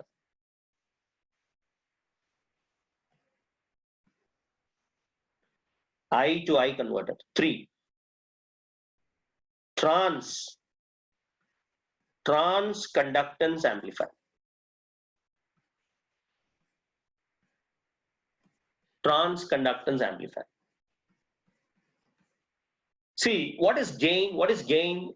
It is output by input. Gain is output by input. If the output is current and the input is voltage, then what is the units of the gain? When I take the current and divide by the voltage, current by voltage is conductance, voltage controlled at the input side, current source at the output side. So current by voltage is conductance, transconductance amplifier or V to I converter. V to I converter. 4. Trans resistance amplifier. Trans resistance. So if the output is in voltage form and the input is in current form, then the voltage divided by the current. The voltage divided by the current is nothing but resistance. So it is I to V converter. Now, who decides these 4 classifications?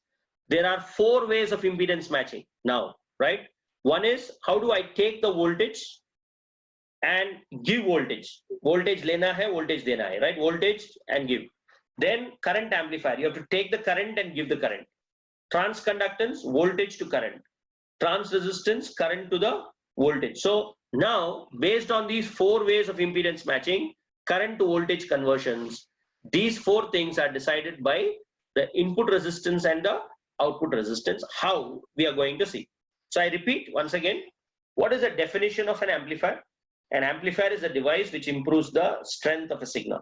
But that definition alone is not enough to explain what the purpose of an amplifier, right? The purpose of an amplifier, when you see 3 parameters I've been mentioning, one is not just the strength, the second one is its impedance matching, and the third one is what sort of sine waves it will give gain, right? What sort of sine waves it will pass from the input to the output. We have seen that not all sine waves are going to pass. It's only from 0 till omega equal to 1 by RC, it is going to pass. All the other frequencies, high frequencies, naturally, if there is noise, the high frequency noise gets attenuated because all our amplifiers are low pass filters. So strength is important, impedance matching is important, and the frequency reach is important. How do you calculate strength? We have to calculate AV, AI, and AP. How do you calculate impedance matching? We have to calculate Rn and R0. How do you calculate the bandwidth or the frequency reach? It is tau. So these parameters we are going to calculate with 3 devices. Please remember, 3 devices.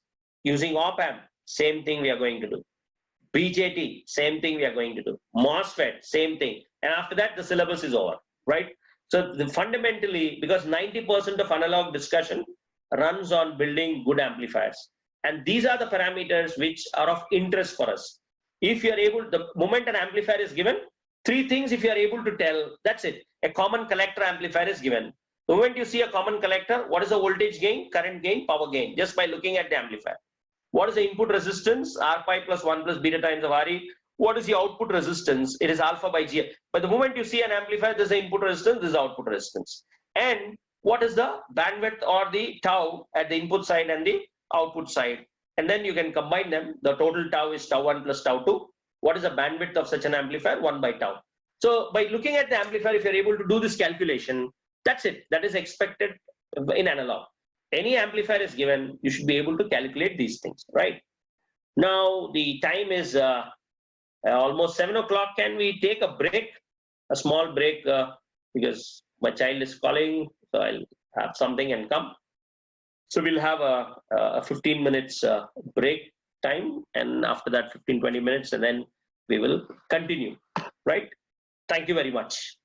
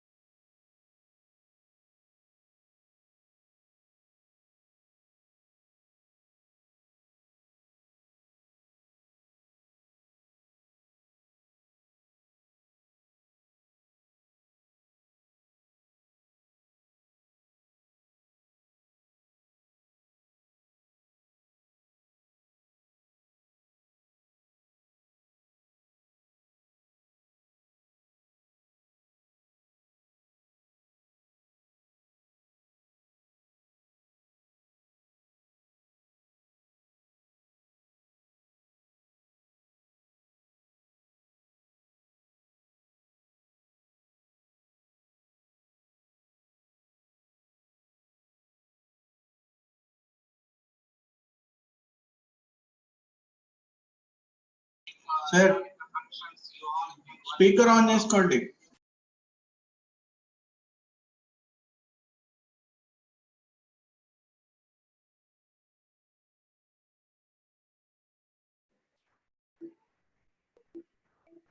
ఇప్పుడు Okay, sir. okay, so let me repeat it. A voltage amplifier is a VCVS. We have source, amplifier, and a load. So how are we going to model an amplifier? We have seen a bulb. A bulb is nothing but a resistor. But for an amplifier, we need at least two elements. One at the input side, the other one is at the output side. So at the input side, let us imagine that there is some voltage V in. At the output side, there is a VCVS, a dependent source, where this V in gets multiplied by K times of V in. And remember the Thevenin equivalent model. Suppose a big linear network is there. We have seen that the Thevenin equivalent says that it can be replaced by a voltage source in series with what? A resistor. In series with resistor. So this is the model of an amplifier, a simple model of an amplifier. Now there are only three elements. See, there are only three elements. One is the input resistance, the other one is the output resistance, and the third one is the voltage transfer from the input to output. Now you might say, why an amplifier is made so simple? Say for example, this amplifier can be something like a common collector.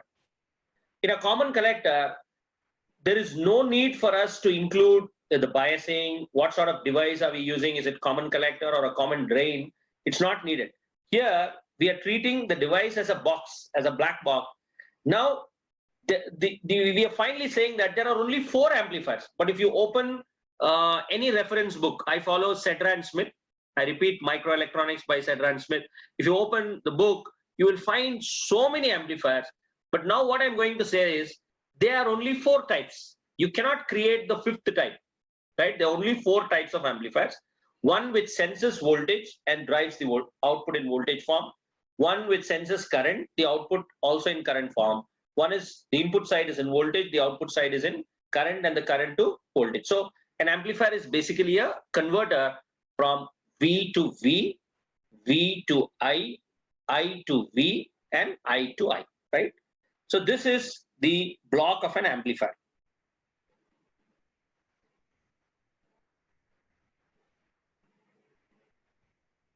Now, what is the source? I told you a source can be a microphone. A simple example is when I'm talking over a microphone, there's a condenser, one plate is fixed, the other moves. So as I'm talking over a microphone, the impedance will change from 200 ohms to say 1 kilo ohm, right? So you can take some value, that impedance, which is the internal resistance of the microphone, should be represented in series. In series. This is the signal which is in voltage form, which comes from the output of a microphone, and the resistor can be in series. Suppose my voice, what is this, the definition of a transducer?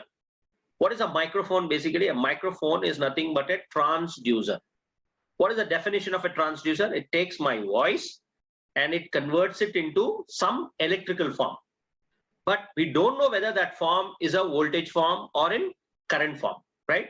If my signal, who decides? It is not the microphone who is going to decide, it's the amplifier's input resistance which will decide. If the input resistance is like an open circuit, the whole voltage will be manifested here. If the input resistance is a short circuit, then the whole current is going to be in that loop. So I'll show you how it is by simple voltage division. So what is VS and RS? It is the equivalent circuit of a microphone, transducer.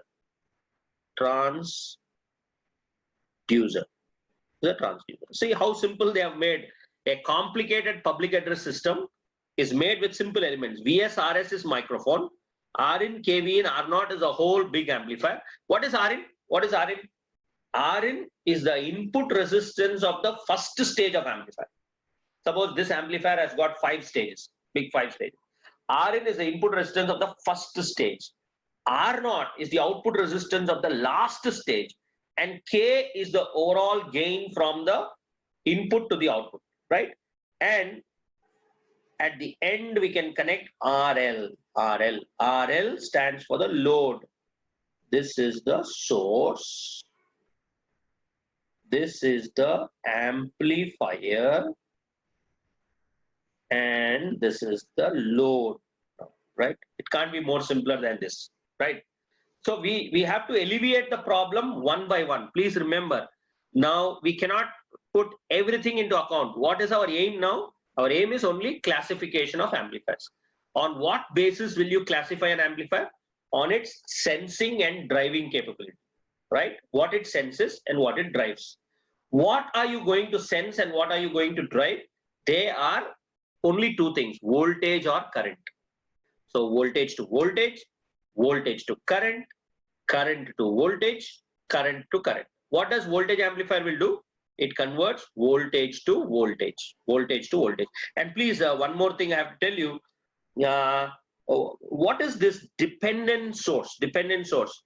If I put a symbol like this, a rhombus like this, and I put plus minus here, what is this? It's a voltage source. If I write 3V, what is this? It is a voltage control voltage source. It's a voltage control voltage source. What if I put an arrow inside and I write 3V? 3V. Then this arrow indicates that it is a current source. It is what source? A current source. But who decides this? The voltage. So it becomes a voltage controlled current source. Right? Voltage controlled. This is voltage controlled. And this is the source. This is a current source. Right? Suppose I put an arrow inside and I write KIN, or 3IN, 5IN, something like this, right? So what sort of source is this? This is a current control current source, current control. So you can use this symbol for a common base amplifier, right? A common base, right? So a common base comes under input is in current and output is in current, right? So we will see that later. Current control current source. So these symbols are very handy, right? The first symbol is very handy if you are going for a common collector amplifier, right? What if I put a, what is the last thing that I'm missing here? Voltage controlled current, current controlled current. What is the last thing that I'm missing? Current control voltage, current control voltage, right? So this is a current control voltage source. So these symbols have to be used for amplifiers, right? These are dependent sources. Why these symbols are this? That means we are learning the language in introduction. We are learning the language in introduction. Somebody puts this symbol and says, what is this symbol stand for? Have you ever seen this amplifier, right? Then you have to say yes, right? We have studied a common base amplifier and that this is a common base, right? It's a current control current source. So what is an op-amp? An op-amp comes under a category of voltage control voltage. So these symbols are handy for op-amp. So we have introduced the language of dependent sources where we are going to use them in future. But the good news here is so many amplifiers are there in the book, but they are only 4. They are only 4. You have to remember they are only 4. You cannot create the 5th one. There's only 4. Sirf 4, right? Only 3 are there. V to V, V to I to V, and I to I, right? So these symbols are very handy. If you want to do circuit analysis for common base, you can use this guy here, this guy. If you have circuit analysis for common collector, you can use, or the op-amp for that matter, you can use this guy, right? Okay, so let's come back here. Now, remember the voltage divider rule. The voltage divider rule. What is the voltage divider rule?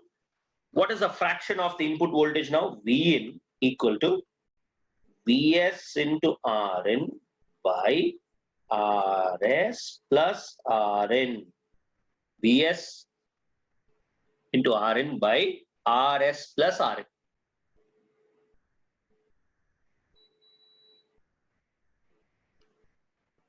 Rs plus Rn, or Vin equal to Vs by 1 plus Rs by R. Now I've told you, we have to be a little hasty. We have to have the best condition possible. What is the best condition possible? You have given Vs, complete Vs came to the source. And then there is kV in or KVS, complete kV in goes to the load V0. So this is the best condition you can expect. And all this denominator, all that masala is there in the denominator, that denominator we have to make 1. We have to make what happens if the denominator is 1? Then your Vin is equal to Vs. Then your Vin complete signal is sent. Superb impedance matching. Perfectly all the signal from Vs is sensed by the amplifier. It's a superb impedance matching for voltage. But how can this happen? When can all the signal Vs comes to Vin? It happens only when the denominator is 1. And how can I make the denominator 1? Because you have only Rin and R0 in your hand. Source is not in your hand. Some microphone you have connected. And your job as an engineer is to design a good amplifier. To design a good amplifier, you have only 2 things now, Rin and R0. Now you tell me, what should be Rin to make that denominator as 1? What should be Rin to make that denominator as 1? What if Rin and Rs both are same? This is interesting, right? The source resistance is 1 kilo ohm, Rin is also 1 kilo ohm. What will happen if both the resistors are same? Then the Vin is going to be Vs by 2. Half of the signal. When I say hello, that's it. The signal has got attenuated 50%, right? The signal is gone if Rs and Rin are same. What if I keep on increasing Rin? If I keep on increasing Rin, this factor will keep on reducing. So what happens if you want Vn equal to Vs, then your Rin should be much greater than what? Rs. So we come to a very important conclusion here. A voltage amplifier, note,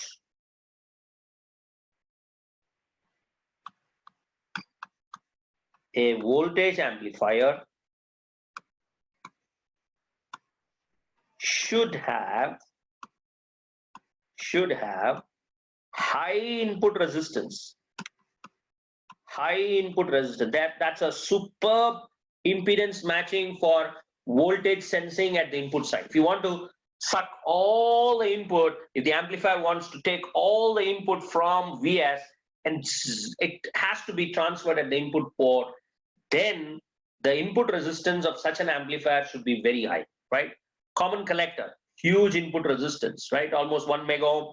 So it is a voltage controlled at the input side. What is a voltage source at the output side? Voltage controlled, matlab voltage controlled means high input resistance. What is a voltage source? Voltage source is a word not for input side but for the output side. What is voltage division for the output side?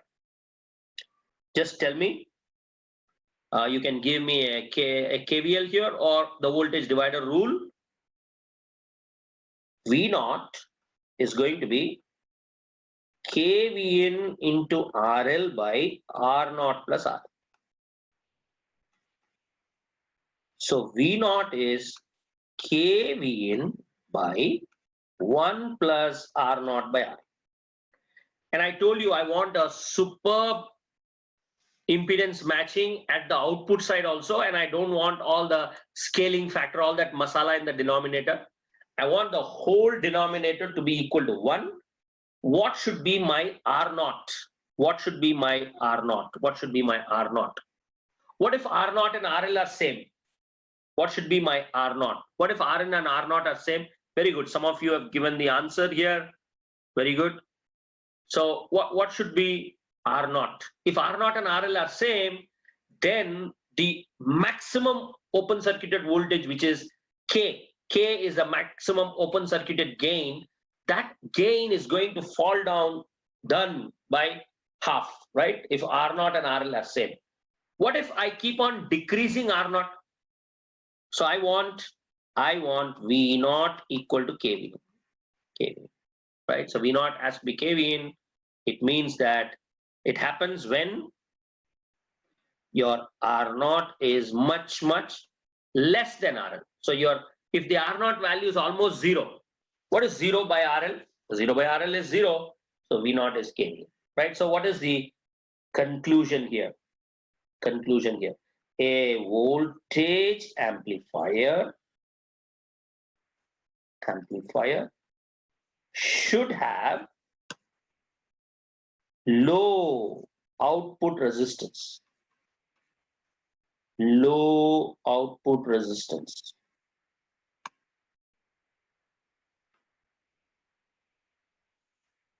Low output resistance. So a good amplifier, ideally, what should be my um,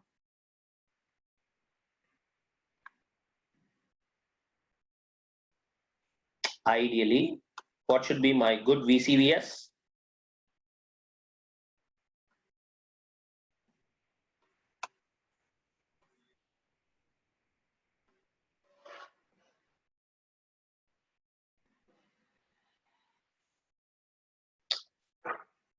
Oh,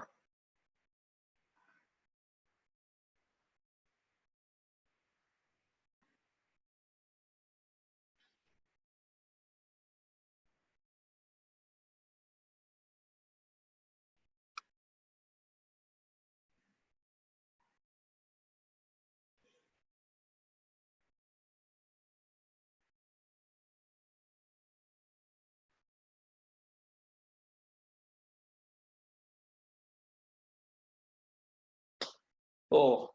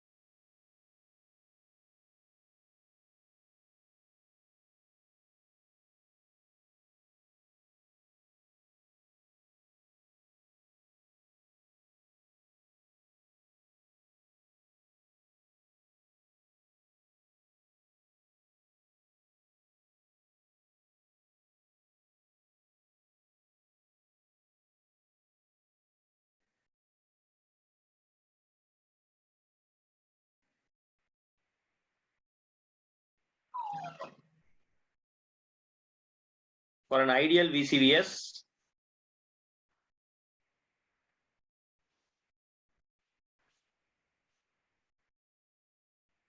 you should have Rin very high, Rin infinite and R not equal to 0, right? So examples we can give so many. You can take an op amp. Why op amp is called a VCVS? VCVS. Because the input resistance of an op amp is very high, high Rin. Say it is 1 gigaohm. The output resistance of an op amp, say it is 1 ohm. So op amp at the input is a VC. VC means voltage controlled. Op amp at output is VS, voltage source. Similarly, a common collector.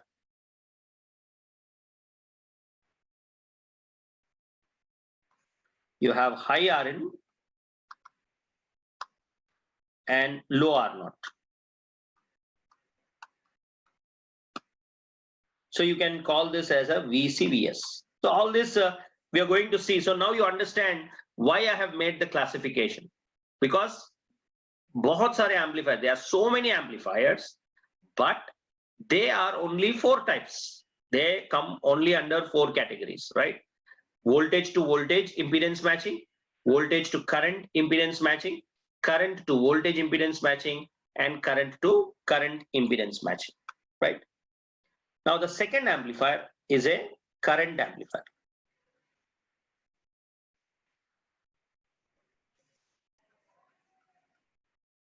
Current control current source. I naught equal to K times of I. I naught equal to K times of I.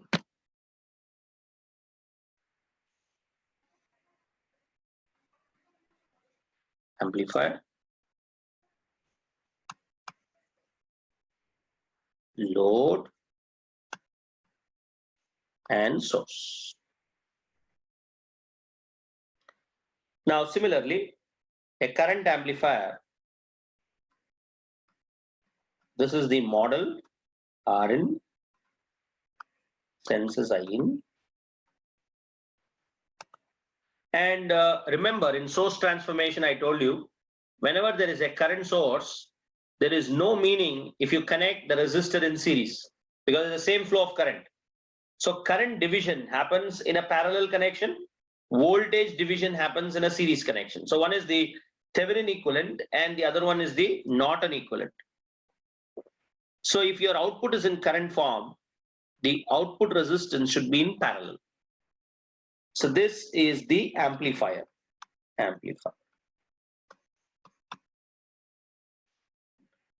Now,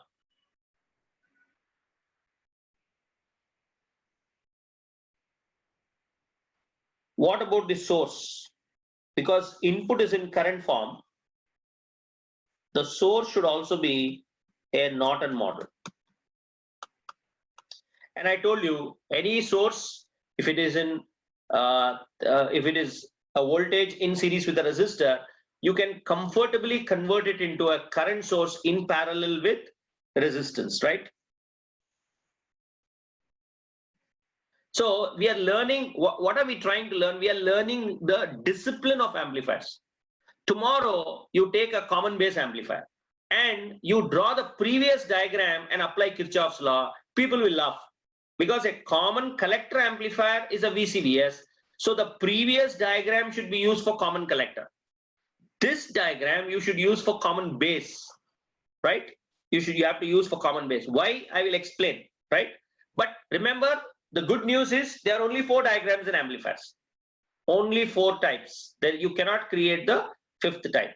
This is how to take current and give current. What is the prerequisite?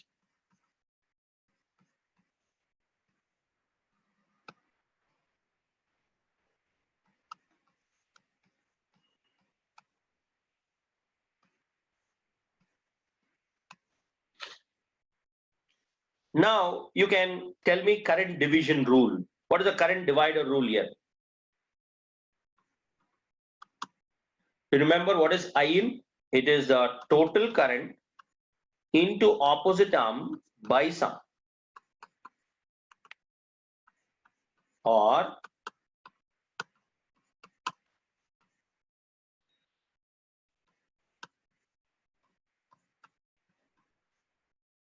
yeah.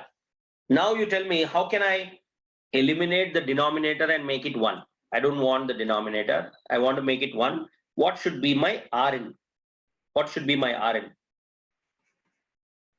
If I want In equal to Is, if I want In equal to Is, what should be my Rn?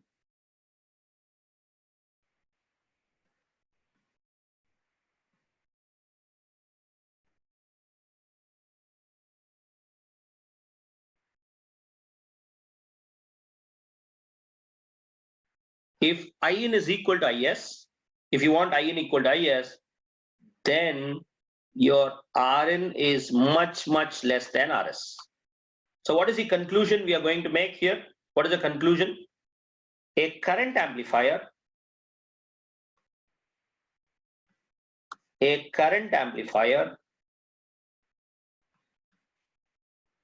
should have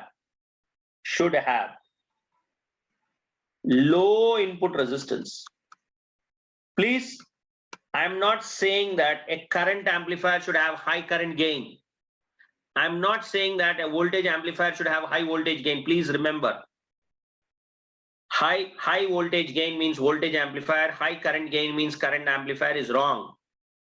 An amplifier which senses voltage and gives in voltage, that is a voltage amplifier. Now, if you talk of gain, we can in between cascade a number of stages and we can get gain. That's not an issue, because a good amplifier is never designed with single stage.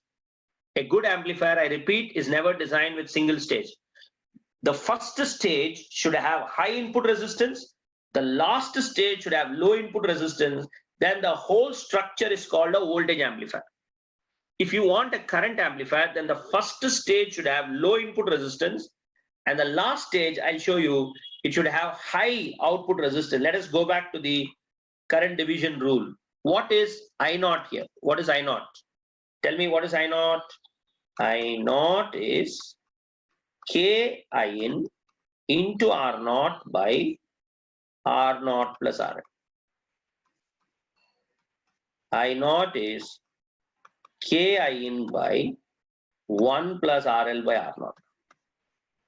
Now you tell me, what should be my R naught in order to make the denominator 1? What should be my R naught in order to make the denominator as 1? This R naught should be much higher than RL. Then your I naught is K-In. Your I naught is K-In if your R naught is much greater than what? RL. Right? So what is the conclusion here? Note, a current amplifier should have high output resistance. So low input resistance is a good current controlled amplifier. High output resistance is a good current source. So when I say CCCS, what do you mean by CCCS? This is low Rn is CC. CS is high R naught. Low Rn and high R naught. Low Rn is current control. High R naught is a current source, right?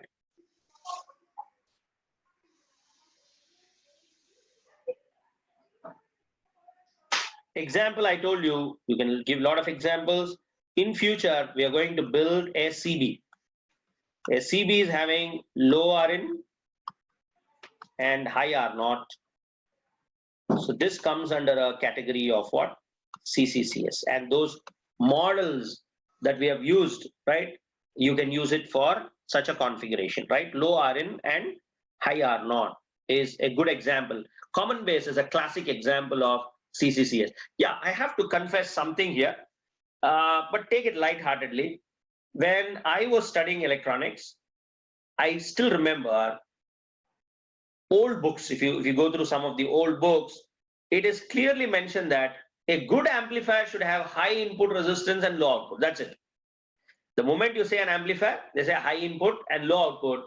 And common base in old books is cursed like anything. They say common base is a useless amplifier. It cannot be used anywhere, because in those days, a load is always a resistive load.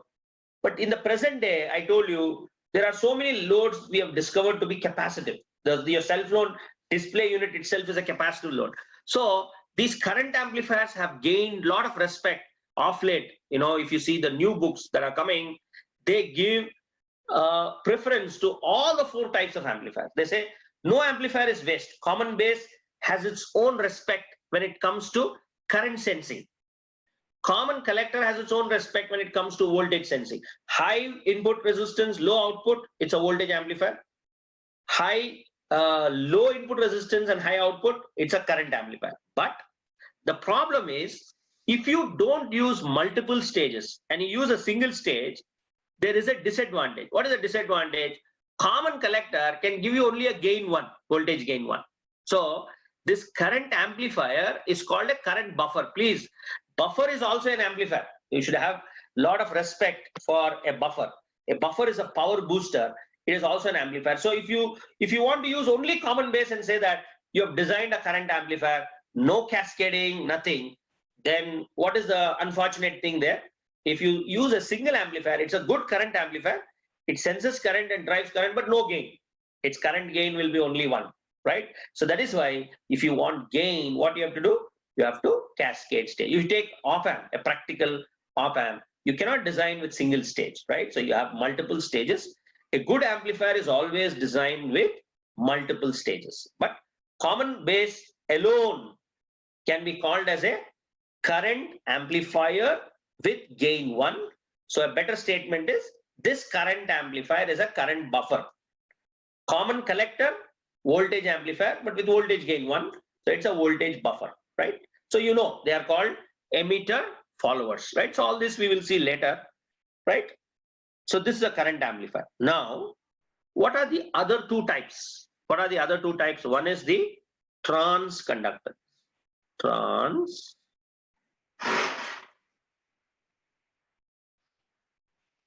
Conductors.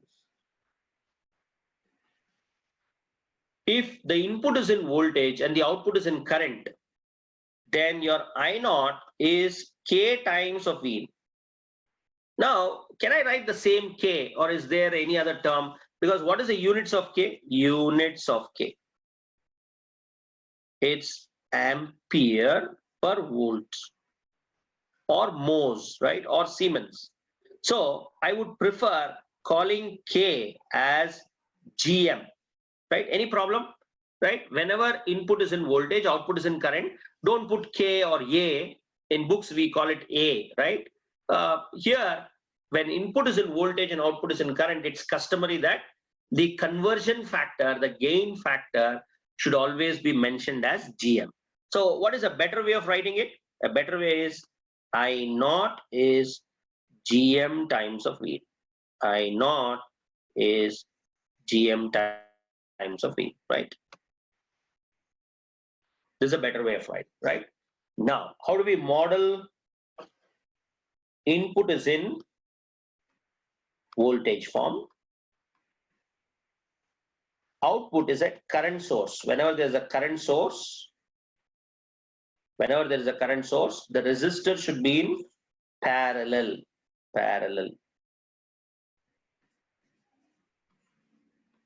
Yeah, I repeat once again. In first problem, voltage division rule at input side, voltage division rule at output side in the first voltage amplifier. In the second amplifier, current division at the input side, current division at the output side. In the third amplifier, voltage controlled current source. The moment I say voltage, there is voltage division. The moment I say current source, there is a current division. So input side is voltage division, output side is current division, right? Because it's a voltage controlled, voltage division at input side. current division at output side.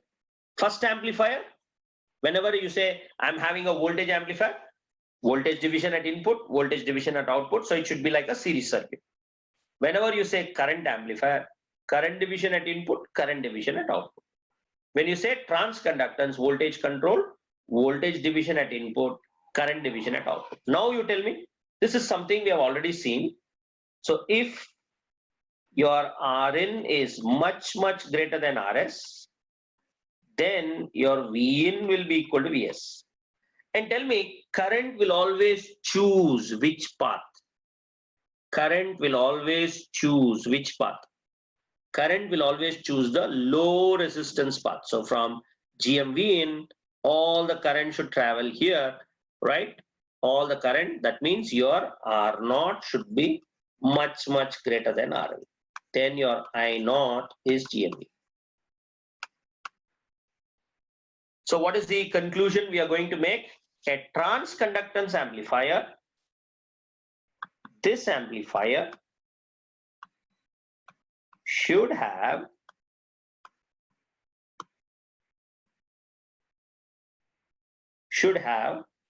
high input resistance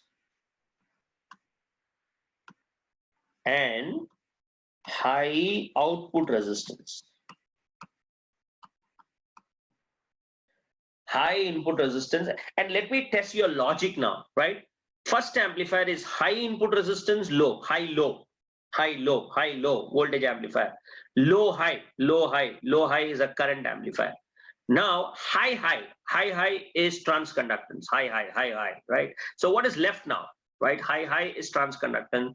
So by logic, the other amplifier should have low input resistance and low output resistance. So that's the last amplifier. So can you draw, now what division are we going to do? Current control voltage source, current control voltage source. So how do you draw the model? Current division at input side, voltage division at the output side. So the last amplifier is trans resistance amplifier. So I have to thank you. So many students, when there's some problem with the screen, they have actually suggested me, right, to the controls, whatever are there. Sir, you have to do this and that, and somehow, it's got eliminated. So thank you for your concern. So trans resistance amplifier. What is a trans resistance amplifier? It is a, what's the last category I was talking about? Current control voltage source. So input is in current form, output is in current voltage form. So what sort of division that we are going to apply here? Current division at input side and voltage division at the output side, right? So let me draw. Yeah, what is the conversion factor? Can I write RM here with no waste of time? And RM stands for trans resistance. Trans resistance. What does GM stand for? GM stands for trans conductance. RM stands for trans resistance.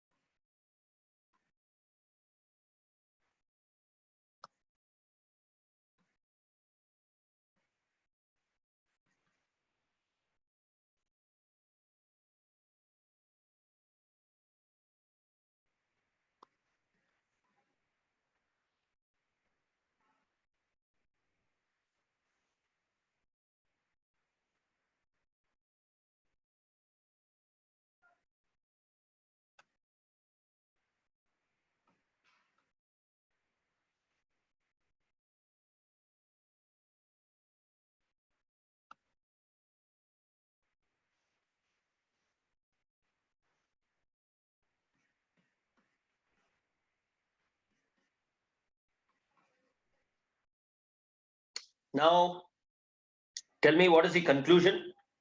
Current has to choose the low resistance path. If your IN has to be IS, then your RN should be much, much less than RS. So high-low voltage amplifier, low-high current amplifier, high-high transconductance, and low-low is the trans resistance. And if I want all the voltage from here, RM IN, all this voltage to be transferred as V0, then if V0 should be RM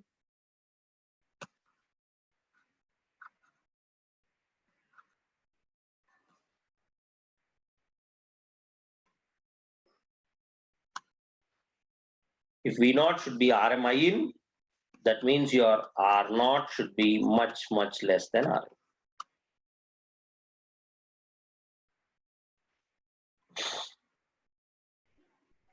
Okay, so I repeat, a good amplifier is decided with three things: strength, impedance matching, and frequency reach, or the bandwidth of an amplifier, right?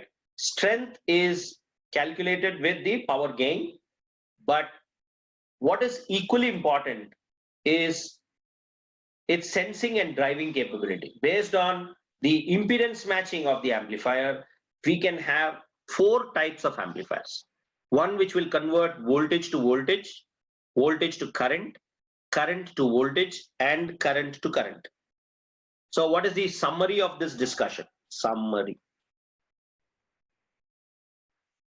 A good amplifier is not decided by gain. It is decided by its sensing and driving capability. If you have a voltage amplifier, you should have high input resistance and low output resistance.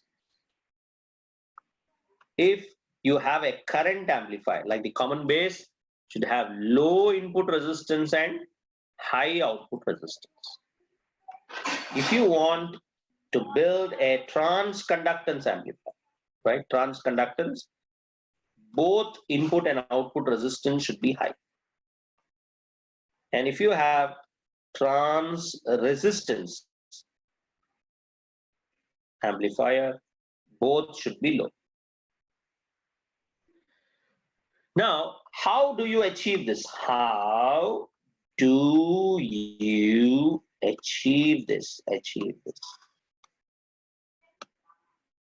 There's a question, right? So how do you achieve this? So it's simple. There is a method, a methodology where you can arrive at this. The simple methodology is, if you want high, then you can give a series topology at the input topology. So this we will study in feedback amplifier. So you don't have to worry now. I'm just giving you, because some students, they might have an idea. Okay, sir, you made a classification. So what? How are you going to do this? In future, when I take up an op-amp, if I give series topology at input and shunt topology at output, for low, if I give shunt topology at output, then I've built a pretty nice voltage amplifier. If I want a current amplifier, then I have to have a shunt topology at input and a series topology, right? The topology we are going to see only in feedback amplifiers, not now, because I told you in analog, we will always alleviate the problem one by one, step by step. Any textbook you see, they will not confuse you with all things, right? So step by step. Classification, right now, this topic is only about classification. It is not to build amplifiers. So please don't worry about this. This is in future, not now, in future, right? In future. So how are we going to achieve this in future, right? High means we will give a series topology. Then naturally the impedance is going to increase by 1 plus GH times, right? And if you give a shunt topology, the impedance is going to fall down by 1 plus GH times, or 1 plus A beta times, then naturally you're going to achieve this, right? So I repeat, voltage amplifier, high, low. Current amplifier, low, high. Transconductance, high, high. And trans resistance is low, low. So how many types of amplifiers are there? 4 types. V to V, this is for V to V conversion. This is for I to I conversion. This is for V to I converter. Because an instrumentation engineer, he would prefer calling this as a converter. V to V, I to I, V to I, and I to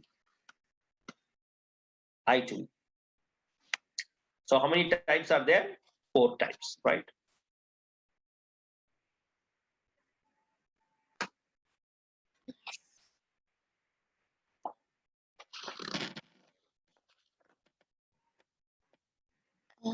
Can what?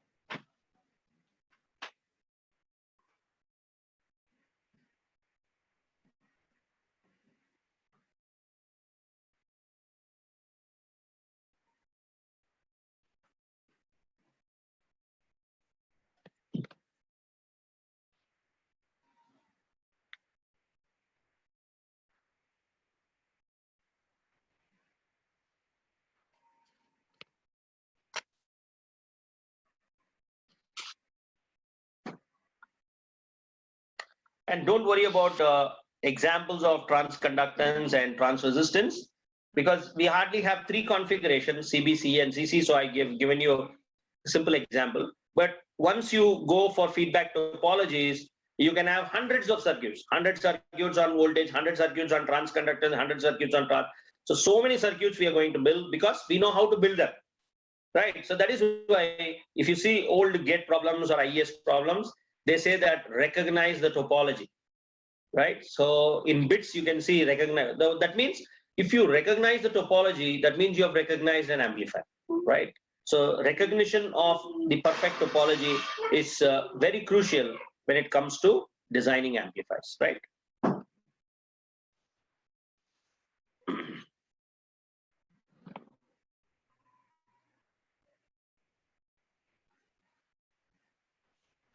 Okay. Now, how do we calculate the strength of an amplifier if you know Rn, R0, and the conversion factor gain? So calculate V0 by Vs, voltage gain, I0 by S, and the power gain AP for the voltage amplifier. For the voltage amplifier.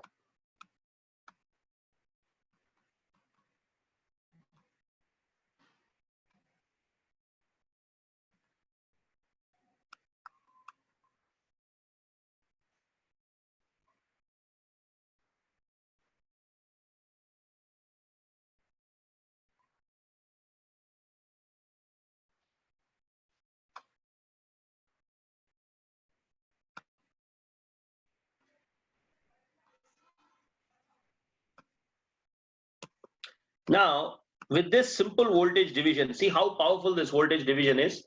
With this simple voltage division, I'm going to show you finally that current amplifiers will have high voltage gain.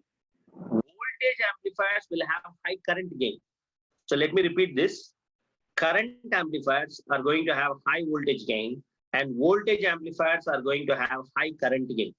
Right? So you might get surprised. The reason is, imagine an ideal voltage amplifier. What's an imagination of your ideal voltage amplifier? Your Rn is infinite, your R0 is 0. Just tell me, if Rn is infinite, what is the input current? The input current is 0. What is the current gain? Output current divided by 0. Output current divided by 0, that means current gain is tremendously large. So please, voltage amplifiers will have large current gain. Current amplifiers will have large voltage gain. That is why it is so confusing to classify an amplifier based on the gain. No fool will do that. High voltage gain, high current, no. An amplifier is classified only based on the table, input resistance and output resistance. Are you getting? Common collector amplifier will have high current gain, voltage gain is 1. Still you are forced to call it as voltage amplifier, not current. High current gain means voltage amplifier. High voltage gain means current amplifier. I'll show you how we will come to that conclusion, right? Because Rn ideally is infinite, current is 0. So output by input, the denominator is 0. So naturally the current is going to be very large. So fine, let us solve solution. Let us first solve, right? What is V0? V0 is going to be KVin into RL by R0 plus R. Vin is going to be Vs into Rn by Rs plus R. All right. Defining voltage gain, AV. This is V0 upon Vs. What is V0 upon Vs? It is V0 by Vn into Vn by Vs.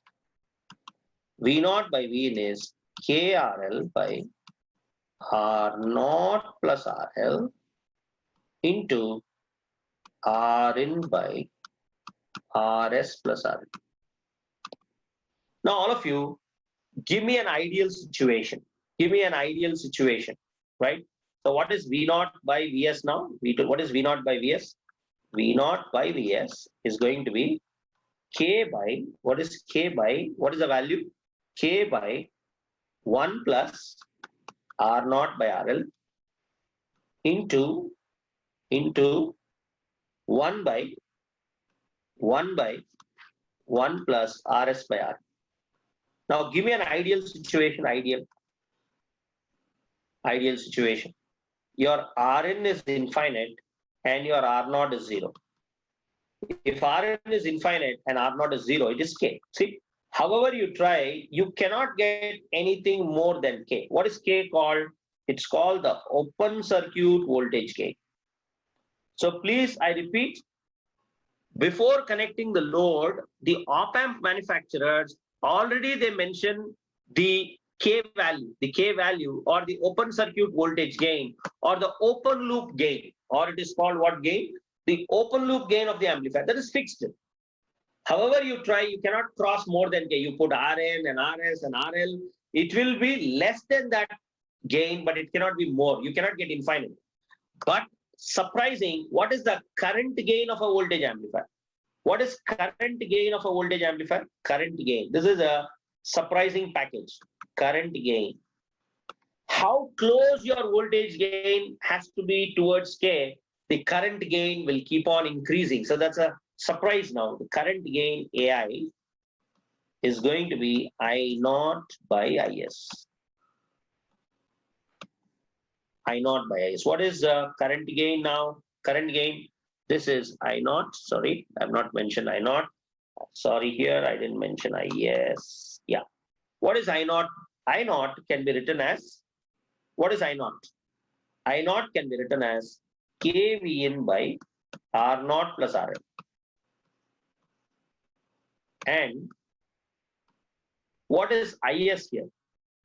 Is you can write it as Vs by Rs plus Rn or Vin by Rn. Why I have to write Vin by Rn? You know the reason, because it allows me to cancel Vin. If I can cancel Vin, then it is KRn by R0 plus Rn. Now give me an ideal situation, This is a surprise package now. An ideal situation, your Rn is infinite and R0 is 0. What is AI? AI will go towards infinite. So please remember, voltage amplifiers, in order to approach K, they have to pump in a large amount of current, right? All the voltage amplifier, you take common collector, its voltage gain is 1, but its current gain will be close to around 100. But if you put a Darlington pair and pump still more current, then see, the common collector amplifier is not 1, it is 0.9.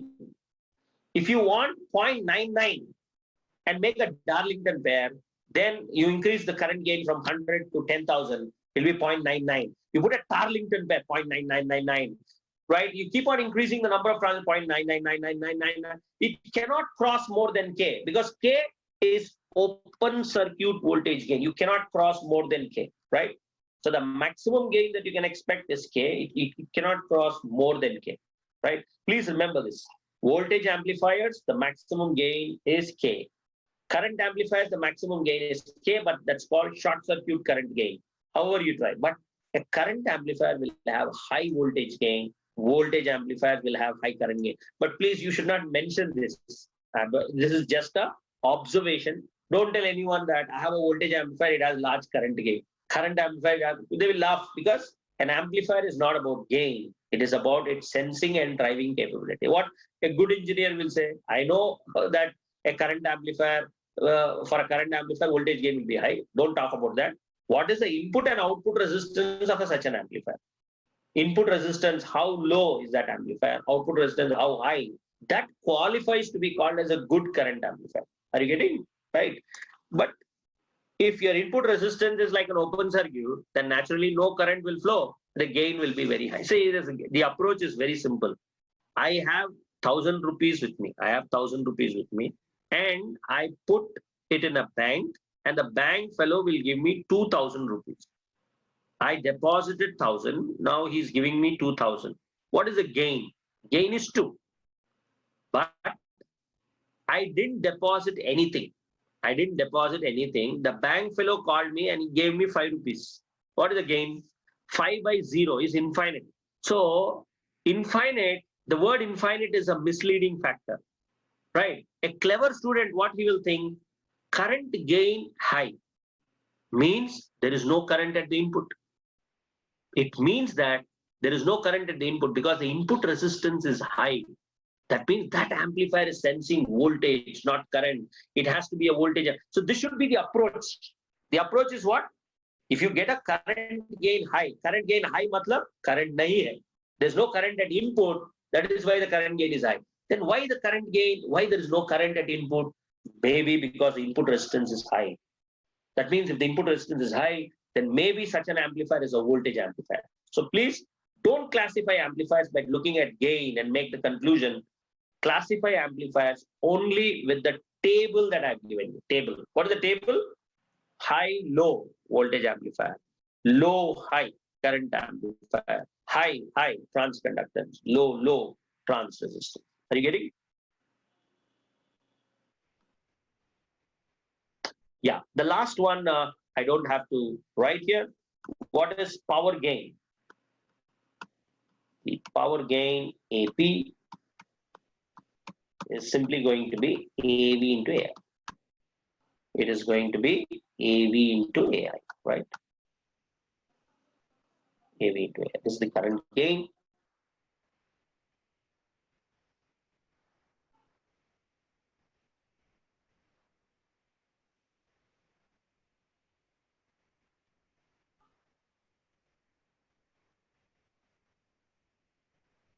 Right? So what is VCVS?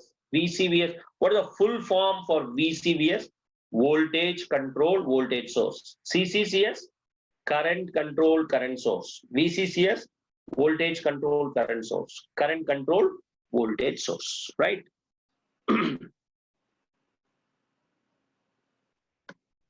Okay. So let's look at a gate problem. An amplifier has an open circuit voltage gain equal to 60, input resistance of 1 kilo ohm, output resistance of 200 ohms. If two such amplifiers are cascaded, find the overall gain if the load resistance of 2.2K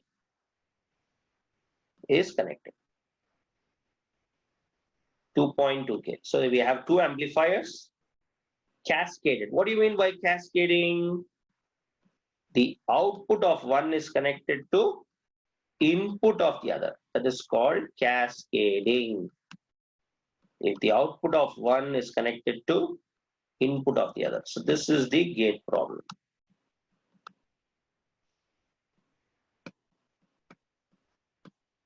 Right? So you're asked to find V0 by Vs.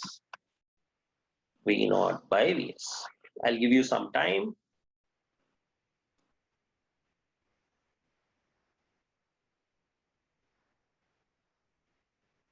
And after this problem, we can have a question answer session, right? So you can ask me, and please help me. How do I mean, what should I do here? There's so many questions. We have participants here.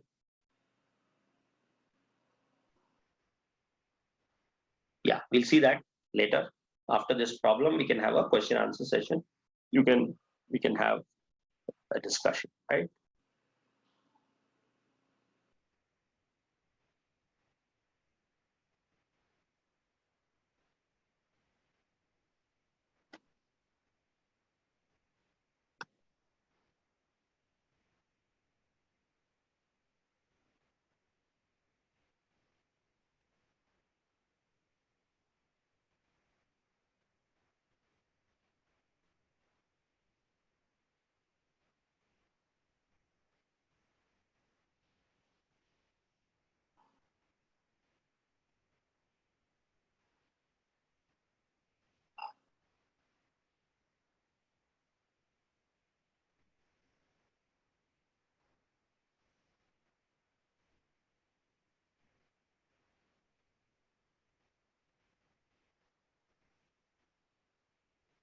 Solution.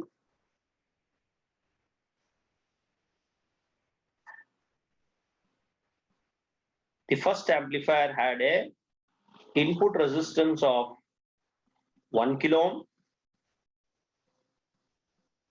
gain is 60, output resistance of 200 ohm. But how many such amplifiers are there? Two in number. It is given to one more amplifier of 1 kilo ohm, 60, and output resistance.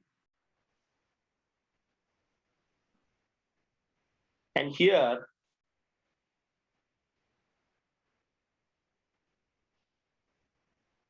you can have a load of 2.2K.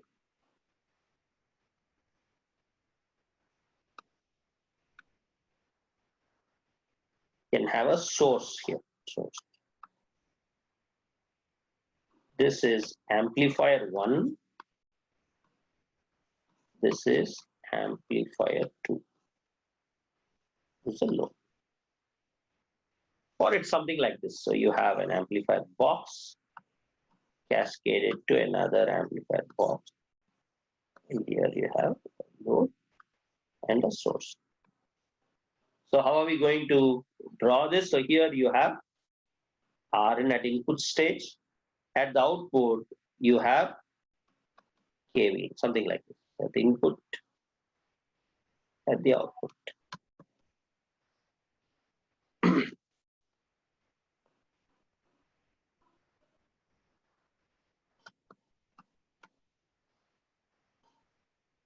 V0.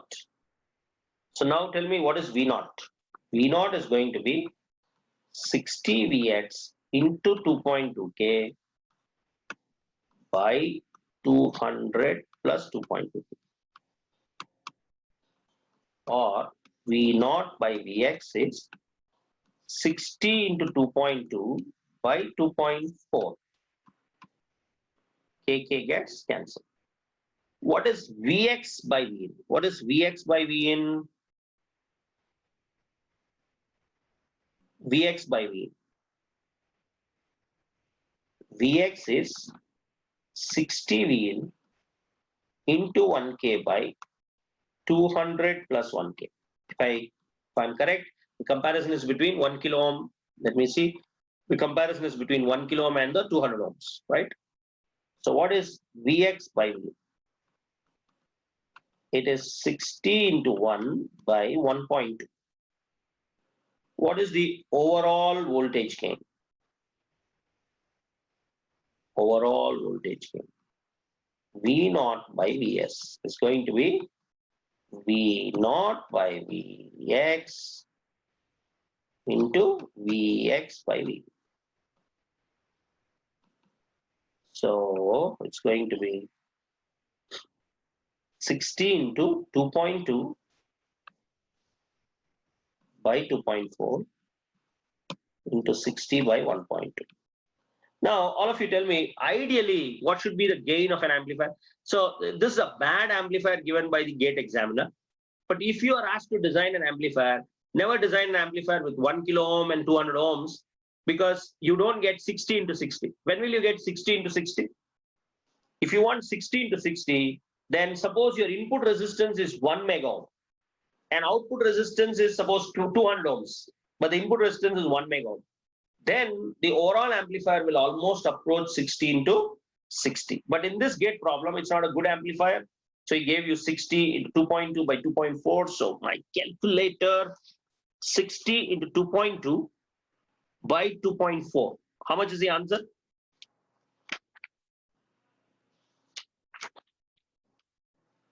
$60 into 2.2 by 2.4.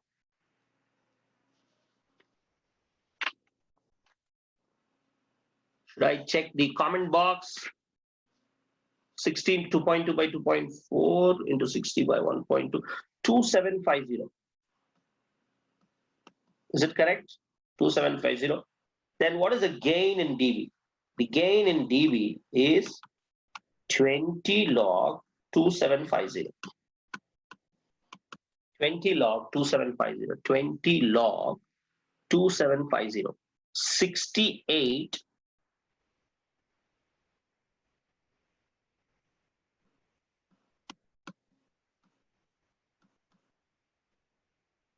68.7 dB. 68.7 dB is the answer, right?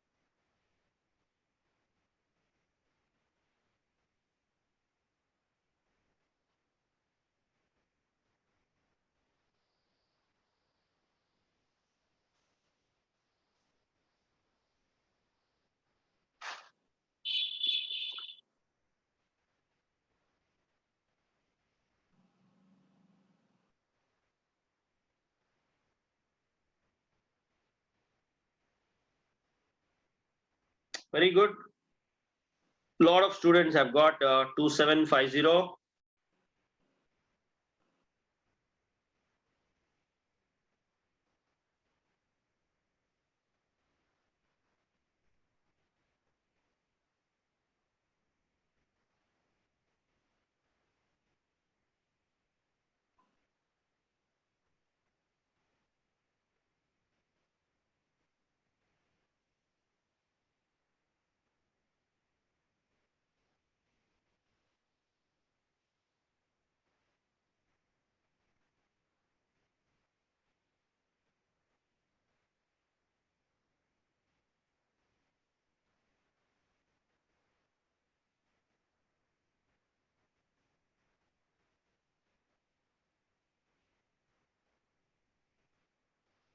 Hello, అదే మీ participants ని ఎట్లా unmute చేయాలి?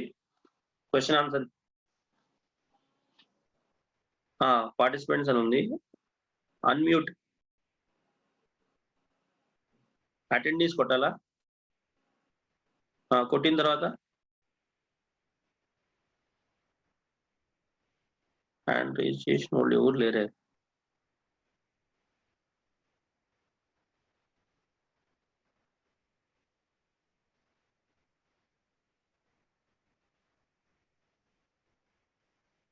Okay, ఎవరు లేరే?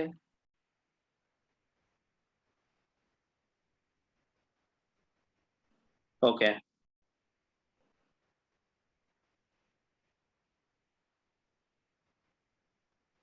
see if you have any doubts, I don't see any hands here. So if there is a hand raising, then we can have a discussion, right? Any student wants to ask any doubts?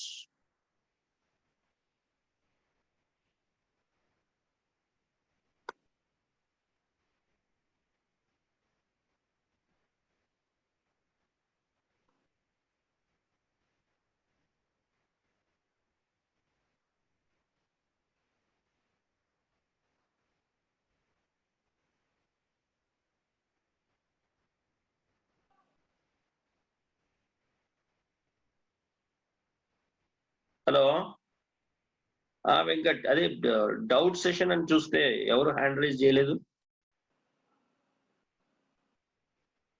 తీసేసా, ఒకసారి పెట్టు.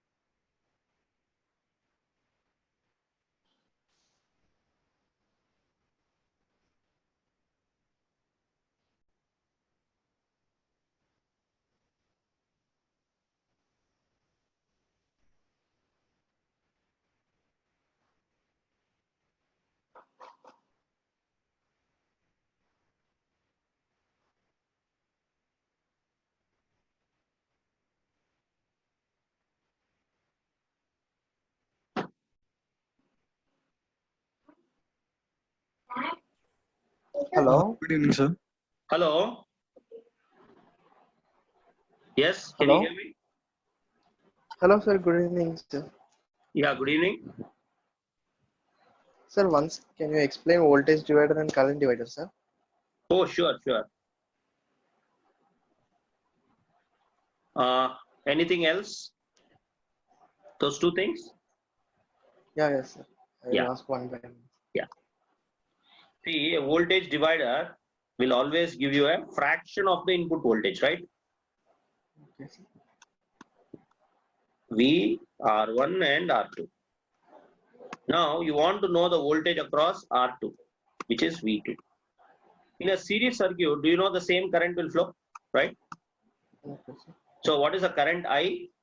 It is going to be V by R1 plus R2. That is Ohm's law. Okay, sir. Now what is V2? The voltage across R2 is the current multiplied by the resistance, I into R2. So it is V by R1 plus R2 into R2.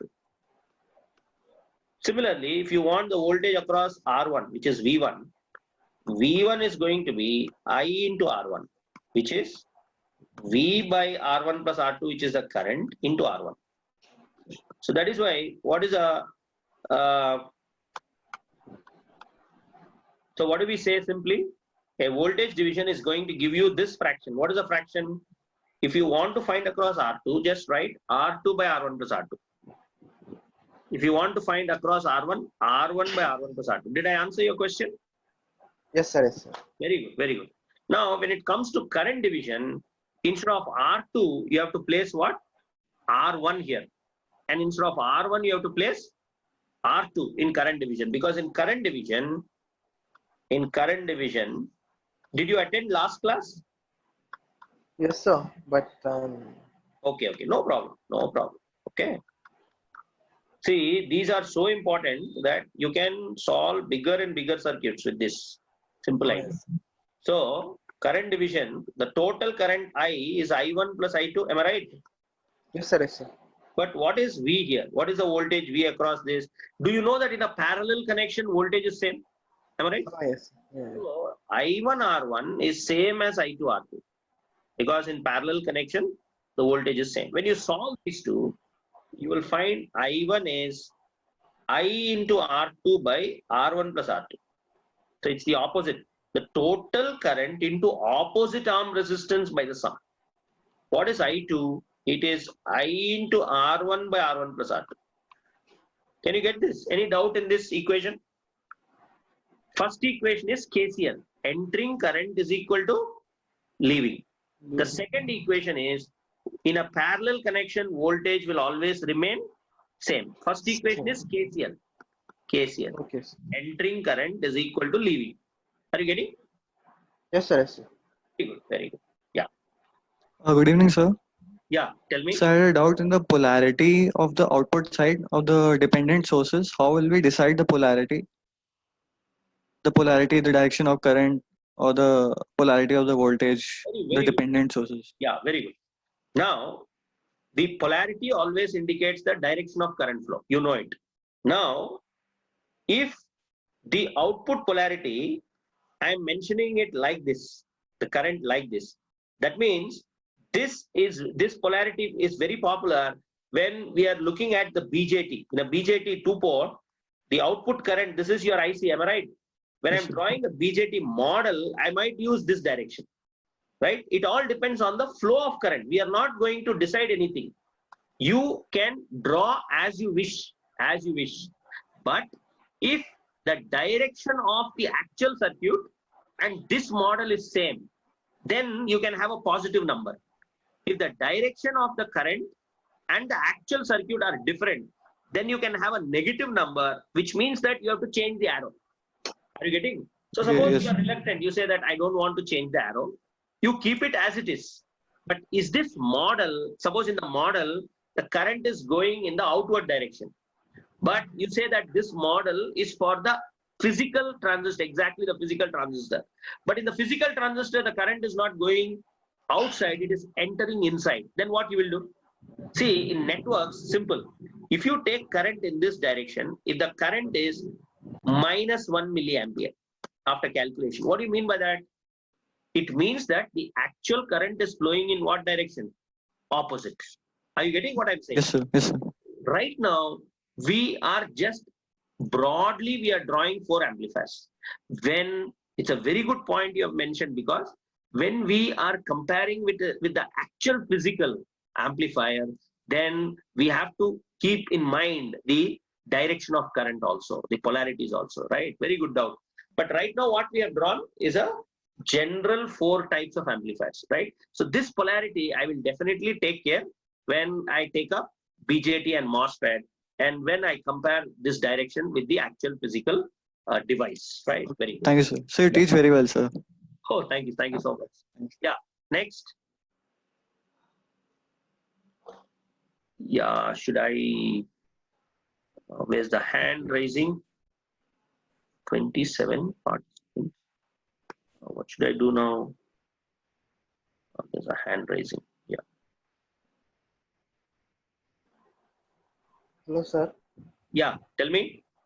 Sir, actually, for us, network theory is not started it, sir. No, yeah, see, I know it, but what I wanted to tell you is networks and even EDC is not needed for analog. What is needed is only basic KVL and KCL. If you know voltage, current, and the relationship, that is enough. Because suppose today I have done RC network. Maximum is low pass filter, a simple RC network. But in networks, you will solve hundreds of transient problems which are not needed. That is why whether networks is over or not, I always take up introduction in every batch. And in introduction, only two things. One is voltage division, the other one just now he has made a doubt. Voltage division, current division, these two are enough. But if you still find it, if you are comfortable solving more circuits, then please network book and solve simple example problems from a network book. KCL is enough. Are you getting? Yes. Sir, Yeah. if you don't mind, revise all the basic topics, sir, which are required. 100%. Whatever is needed for analog, I will. And please, today I have made a table. Tomorrow again I will ask. Day after tomorrow, until one day you say that, sir, enough. We have understood, sir. Please leave us. Are you getting? Because these are the only three parameters which I am going to discuss till MOSFET. If you ask me why, that is the only thing I know. Are you getting? That is the only thing in the books also. These three parameters, if you are able to calculate, Rin, R0, AV, tau, and bandwidth, that ends the whole subject. Right? That is why I have put them in the introduction. Don't think new concepts, new will come. No. Whatever we teach in basics, in introduction, the same thing is going to repeat again and again and again for different devices. For op-amp, for op-amp, you should start questioning yourself. Sir, when sir will calculate voltage gain, current gain, and when sir is going to calculate input resistance, output resistance, tau bandwidth. The day you are able to do this, op-amp, keep aside. Then we go for BJT. We do the same thing. Are you getting? DC analysis. Yes, are you getting? Yes, sir, yes. In introduction, the same thing is going to repeat again and again and again for all the devices. Right? Okay. Thank you. Okay. Next.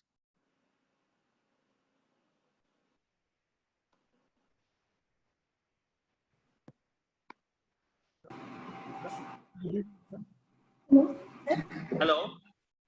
Good evening, sir. Yes, good evening. Sir, generally we say gain bandwidth product is constant. Who will decide this constant, and how long this condition will be satisfied, sir?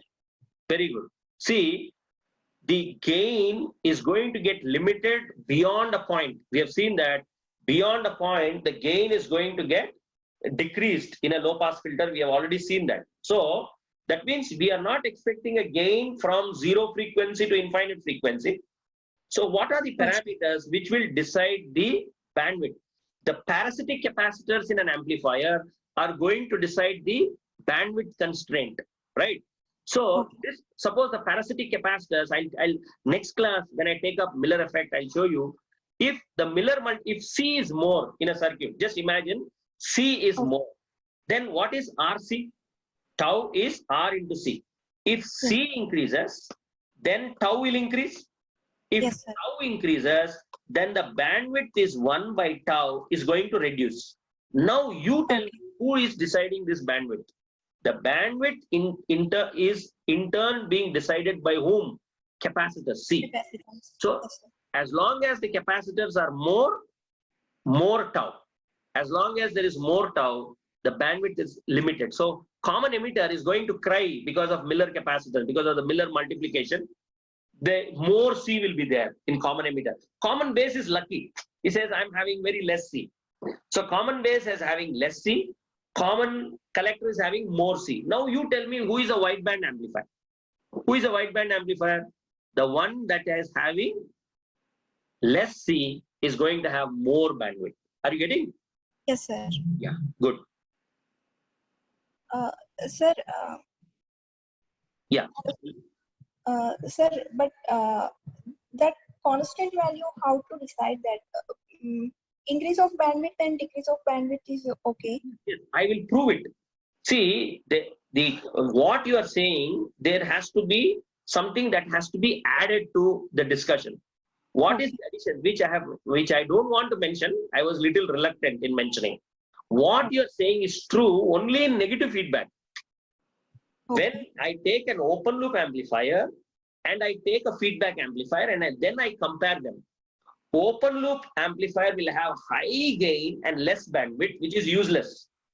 Then you give negative feedback. When you give negative feedback, your gain will reduce by 1 plus GH times. Bandwidth will increase by 1 plus GH times. So tell me, If in the denominator I have 1 plus GH, and again in the numerator I have 1 plus GH, what will happen? It will become Is having 1 plus GH for constant. bandwidth. For gain, denominator is having 1 plus GH, G by 1 plus GH. So that 1 plus GH, 1 plus GH will get what? Cancel. The gain bandwidth product Cancel. will always remain constant. So when you are asking a doubt, what is that you have to include in that doubt? Why the gain bandwidth product remains unchanged with feedback and in open loop. Are you getting what I'm saying? It is not always sir. constant. We being an analog engineer, we can increase the bandwidth also by decreasing the Miller capacitance. So don't say that. That is why we go for cascode amplifier. Why we will go for cascode? We will intentionally decrease. We will say that it is constant in negative feedback, but I don't want to make it constant. I'm going to think off the box. When you think off the box, you take a common emitter, cascade it to common base, decrease, keep decreasing C. When you decrease C, your tau decreases. When your tau decreases, what will happen to the bandwidth? The bandwidth is going to increase. But what you are saying is constant. I will prove in the class the gain bandwidth product is a constant by taking two conditions. One is open loop amplifier with open loop bandwidth, closed loop amplifier with closed loop bandwidth. When I do the product, I will show you that the gain bandwidth product remains unchanged, right? But don't worry about that right now. Okay, yeah, that is definitely a subject of discussion and very interesting also, right? Thank you. Next, Sir, as there is no separate batch for engineering services, we have joined for ESC plus GATE. Please make sure that the syllabus for ESC students also will be get finished. very good. So as on when time comes, we will have to solve both ESC as well as like two problems I have already done. Those are for what? ESC. Now the bits that I have done are for GATE. I'll see that both I will cover, and this is a practice we have been doing for quite some time, right? Okay, sir. So I'll see that both are covered. Like you have mentioned, when it comes to ESC, some students might get bored, but the GATE guys might get bored. But it is my duty when suppose I take rectifiers. In GATE exam, the rectifiers means only problems will be there, right? Clipping, clamping. But Yes, sir. for you, I will have to derive the ripple factor, for example. Are you getting? So certain derivations which are important for you, I will derive them. Okay? As on when time comes. Right. Okay. Thank you so much. Yeah. Good evening, sir. Yeah. Good evening. Sir, yesterday you taught me, sir, that RC greater than tau. Yeah. Yeah. That condition I could not get, sir. Please, could you tell? Yeah. If RC is more, when the product is more, Yes, sir. R multiplied by C converts into time. Converts into what? Time. If R is 1 ohm, C is 1 farad. 1 ohm into 1 farad is 1 second. Yes, But sir. if RC values are more, then the time taken by the capacitor will also increase to charge. Okay. So if you keep very big R and very big C values, slowly it will charge. Okay. If RC is very, very less, it takes very less time to charge. So how is this? How will you get this idea?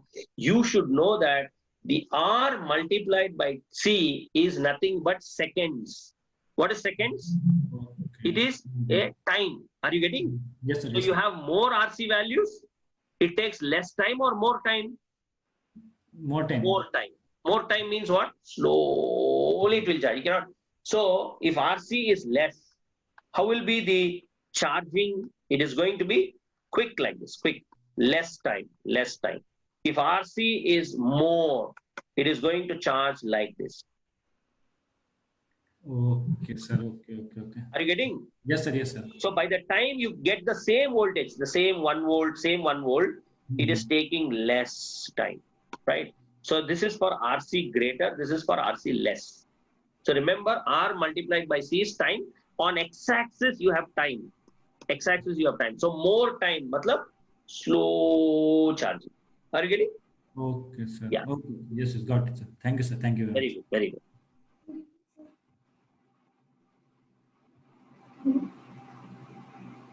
Anybody else? Yes, sir. Hello. Hello? Yes, sir. So, Yeah, tell me. sir, you explained that BJT can be just IV characteristics you were explaining in the beginning of the session.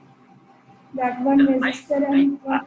Yeah, my intention was whether it is a BJT or any device, by looking at those lines, we can model such devices.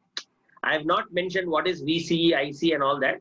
I'm just saying that if some voltage and some current has got a line which passes through the origin like this, then it's a resistor. If it passes in this fashion, then it is what? Current source. Are you getting what I'm saying?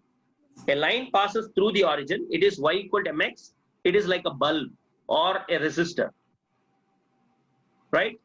But if you have a line where though voltage changes, current is, please go through that table that I have given you today, and then you will understand that a line here is a resistor. The line here down, okay, in a single, can you see the page now? Can you see the page? Can you see the page? Yeah. This is V and this is I. So let me draw it like this. Let me draw it in this fashion. Yeah, see here. I have a line for a characteristics here. Then what do you infer from that? If you have a line characteristic which is exactly down. Here in this line, who is 0? What is the equation of x-axis? Equation of x-axis is y equal to 0. Am I right? So this is x-axis. X-axis means y equal to 0. Current is 0. What do you mean by current 0? Open circuit. So whenever you get a characteristic here, it is open circuit. Whenever you get a characteristics here, it is short circuit. Whenever you get a characteristics in the middle, it is what? Resistor. Whenever you get a characteristics here, it is current source. Why? Because though voltage changes, the current will always remain constant. So now you tell me, even if voltage is changing, voltage 1 volt, 2 volt, 3 volt, voltage is changing, but current is always same. It is what source? Current source. Now, this is V and this is I. Though current is changing, voltage is same. Voltage is same. This is line. 0.7 volt. This we'll use for diode. 0.7, always 0.7. So then a diode can be replaced with 0.7 volts. You should not mention, sir, why you put a 0.7 volt, why is it not 0.7 ampere? Because 0.7 is on the x-axis. So 0.7 is fixed. 0.7 is fixed. Current is changing, but voltage is not changing. So we will use, if a line is parallel to y-axis, it is a voltage source. Line is parallel to x-axis, it is what source? Current source. Line is on x-axis, open circuit. Line is on y-axis, short circuit, because current is 0. Here, voltage is 0. Line is going in the middle. It is what? Resistor. Are you getting what I'm saying? Yes, sir, but here we have used one resistor and one current source. Resistor Yeah. I've understood, but how current source in BJT? Yeah, resistor and current source means the same line, if it has a slope, if the line has got a slope, what will you do? The line has got a slope. This is a line. If it has a slope, then that slope is, here we have mentioned, no? In the second problem, see the book, last class, there is a line here. It is not this line, it is this line. This is a problem we have done last class. So this line says that there is a voltage plus resistor. This line is voltage plus resistor. This line is current plus resistor, current source plus resistor. Are you getting? So all this we will, step by step, we will come there, right? Don't worry. First of all, first we have to start with resistor. Still I have not introduced diode. In diode, there is open circuit, short circuit, open circuit, short circuit. These two things we have to include. So many problems we will do. Then we will go for current source. Then a current source with a resistor. So all this, see, it is just a summary of all. By looking at the lines, we can tell the behavior of devices. That is my intention. Are you getting? Yeah. Sir, one more thing. Yeah. Tell me. In all pass filter, you said that it's your homework. Yeah, all pass filter, I will draw both passive as well as active realization when I start op amps. Then I'll show you the transfer function and the phase plot. There we will discuss. Here I have just mentioned it and I told homework. You just find the transfer function. Keep the transfer function in mind. When I take up op amp, there I will do the passive and active realization both. Are you getting? Right? So I just want to ask that you have given general equation S minus A by S minus S plus A. Yeah. So can it be multiplied by some constant? Yeah, definitely. 1 by 2 into 1 minus SCR by 1 plus SCR you will get in that problem, in that homework problem. You're right. You're definitely right. There is a scaling factor 1 by 2 because of the voltage divider. To remove that factor, we have to go for op amp. I will do that problem later. Are you getting? Yeah.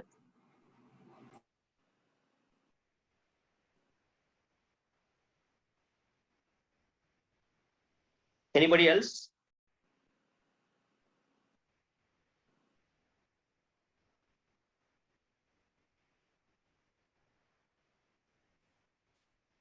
Hi, sir.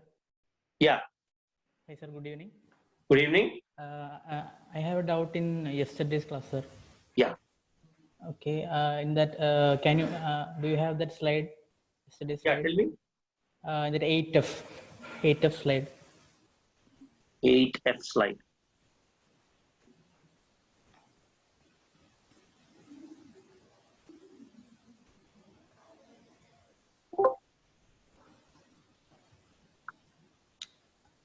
I have a doubt regarding that problem you did yesterday.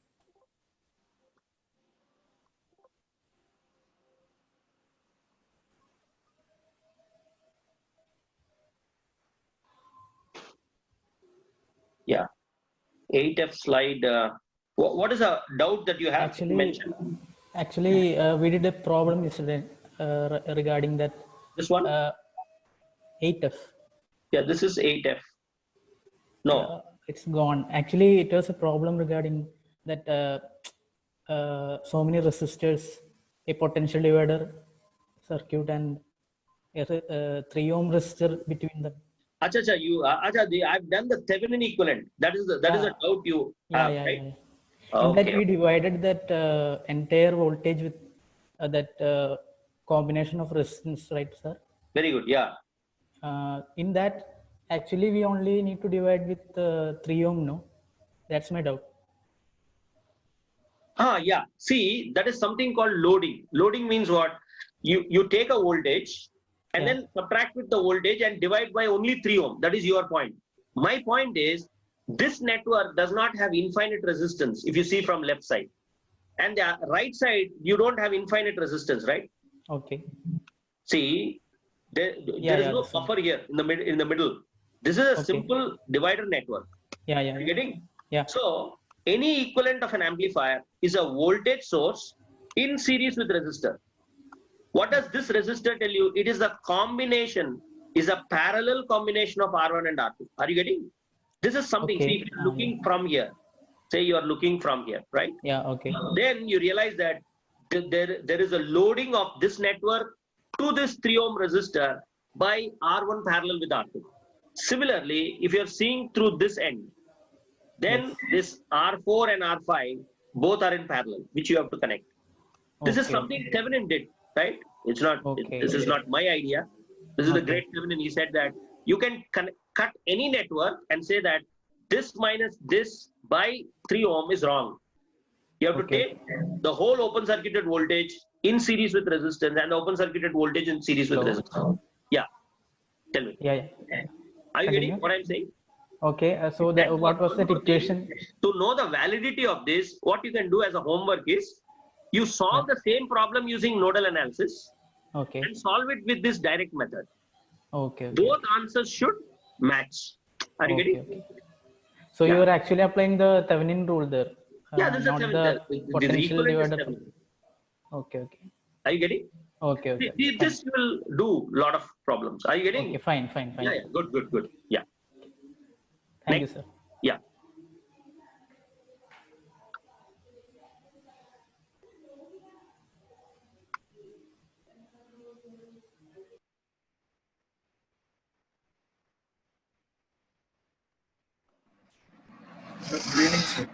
good evening. Sir, in the last problem, sir, gate 1. Yeah. Sir, in that, is it like they have given open circuit voltage gain, so we are finding the voltage gain? Yes. It is mentioned that the open circuited voltage gain K is 60. So 60 I have connected. So, yes, sir, but finally we are the overall voltage gain we are finding, sir. The overall voltage gain, because of after cascading, because of the loading effect, the gain is not going to be 60 into 60. It is going to fall down because of the 1K and the 200 ohms. So the examiner wants you to find the overall voltage gain after cascading. Now, you didn't cascade anything, you just took one amplifier aside separately, and then you see.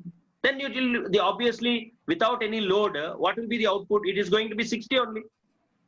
Suppose this amplifier, see here, I'm having an amplifier, I didn't connect any load.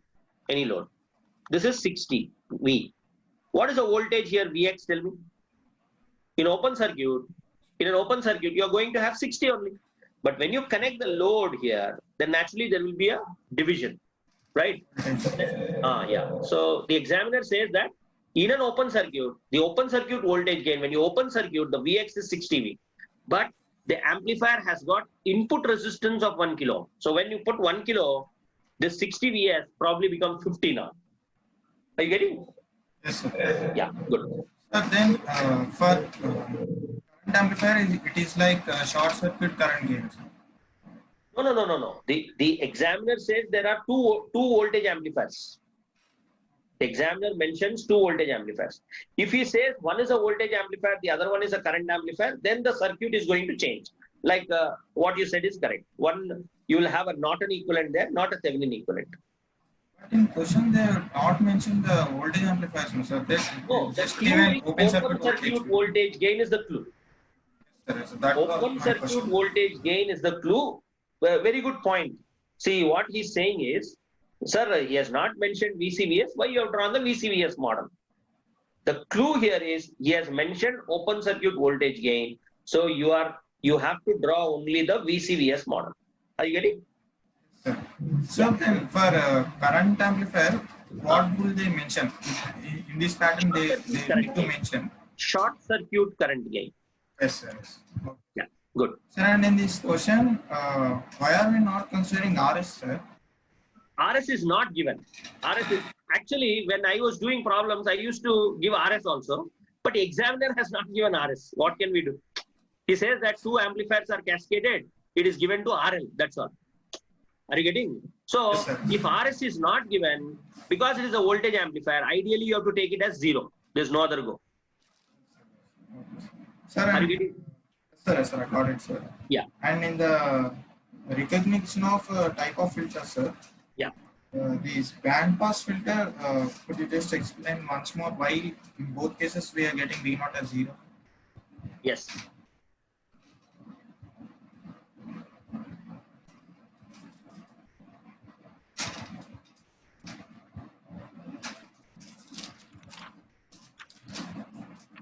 See, I have taken an amplifier for band pass, right?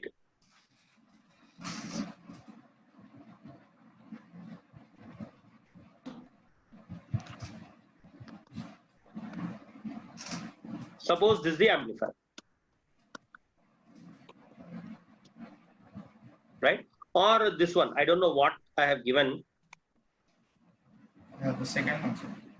Okay, but anyways, both are same only, right? Now, for omega 0, capacitors will behave as open circuit. So both switches are open. When both switches are open, then can current flow? There's no flow of current, right? Now, this series arm is also open circuit, so your output is 0 only. Are you getting? Yes, sir, got it, sir. Have you got it? Yes, sir, I got it, sir. For omega infinite, both are short. Now tell me, what is the voltage across the short circuit? It is again 0. So there is 0 at the input side 0 at output side. So naturally, this should be the intuitive analysis here, right? So when you join these 2 points, you realize that it's a band pass filter. Similarly, the LNC here. If inductor is a short, capacitor is open. If capacitor is short, inductor is open. So, see, a filter, after all, it has to select some frequency. You cannot say all stop filter. The stopping all frequencies is 0, 0. No. It is a filter. It has to select some frequency, but it is not able to select at 0 and infinite. Now, you tell me, where is it selecting? It has to select somewhere in between, right?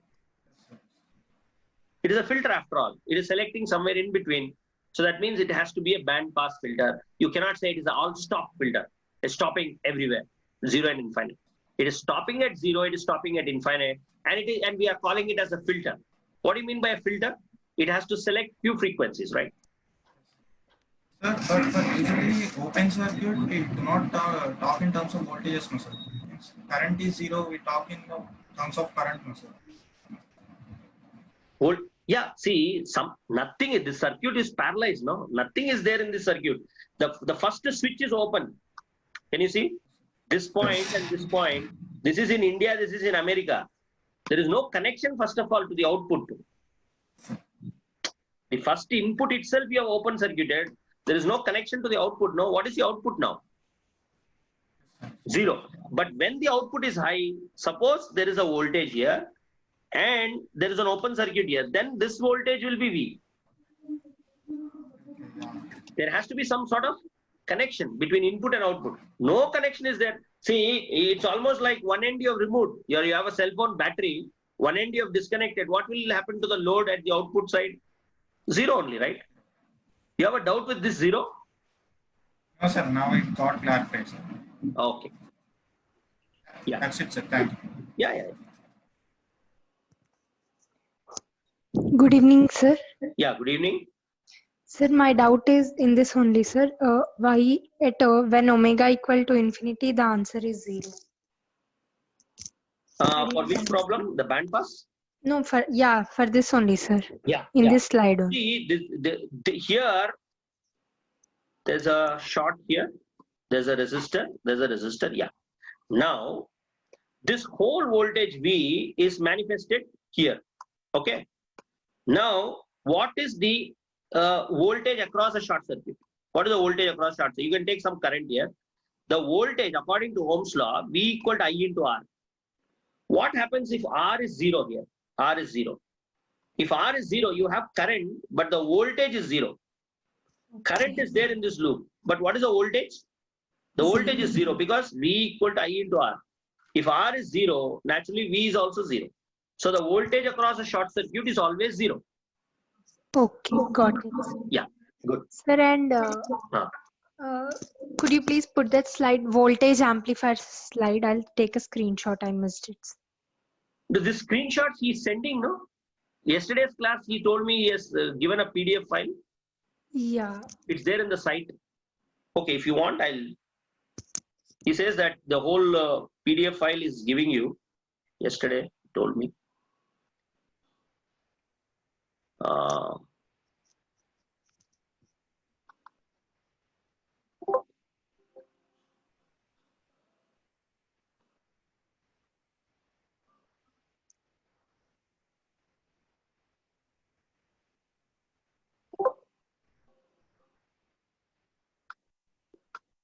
This one? Voltage amplifier.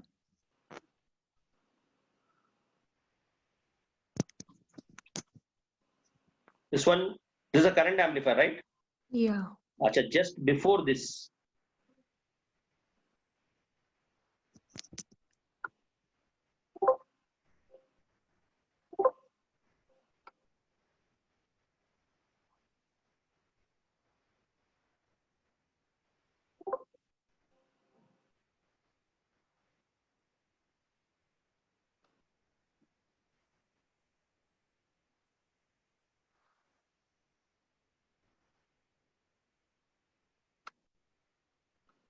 Is this one?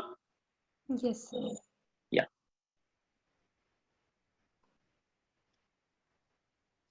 Sir, next page also. Yeah, sure. This one? Yeah. This one? Sir, Yes, sir. PDF upload చేస్తామని చెప్పండి. Yes, sir. Ah. Thank you, sir. Yeah, it's okay. Now, can we wind up? You still have questions?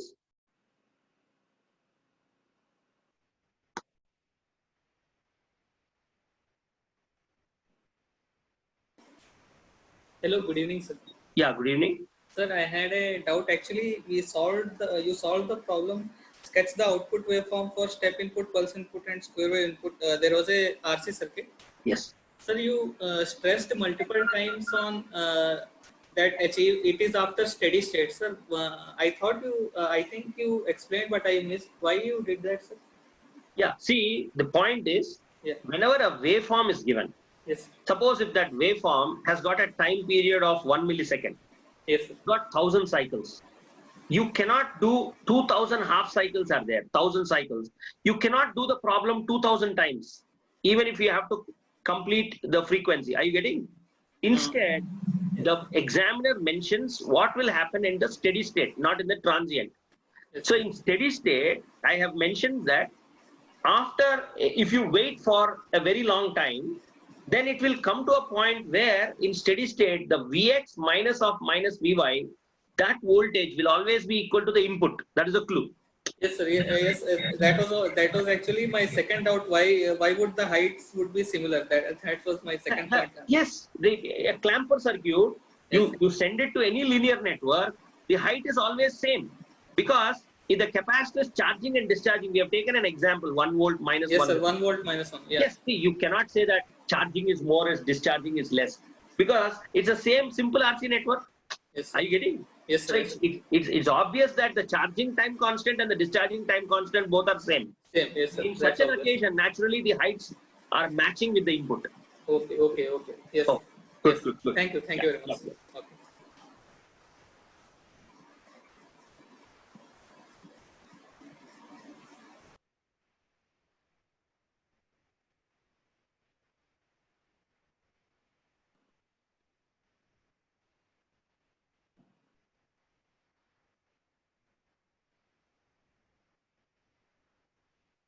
Shall we wind up? It's 9:30.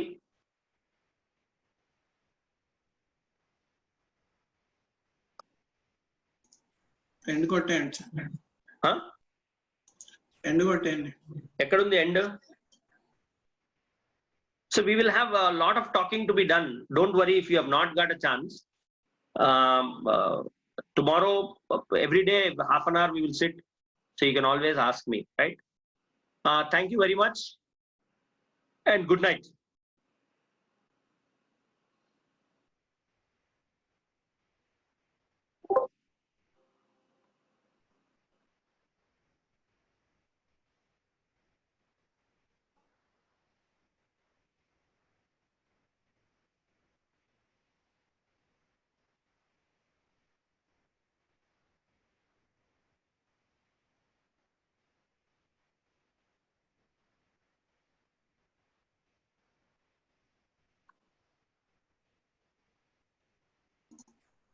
Sir stop share కొట్టేసేయండి. ఎక్కడ? Stop share కొట్టేసి end కొట్టేయండి సరిపోతుంది. ఇప్పుడు నేను ఇది ఆఫ్ చేస్తున్నా, సరిపోద్దా? డైరెక్ట్ క్లోజ్ చేసేయండి. క్లోజ్ చేసేనా?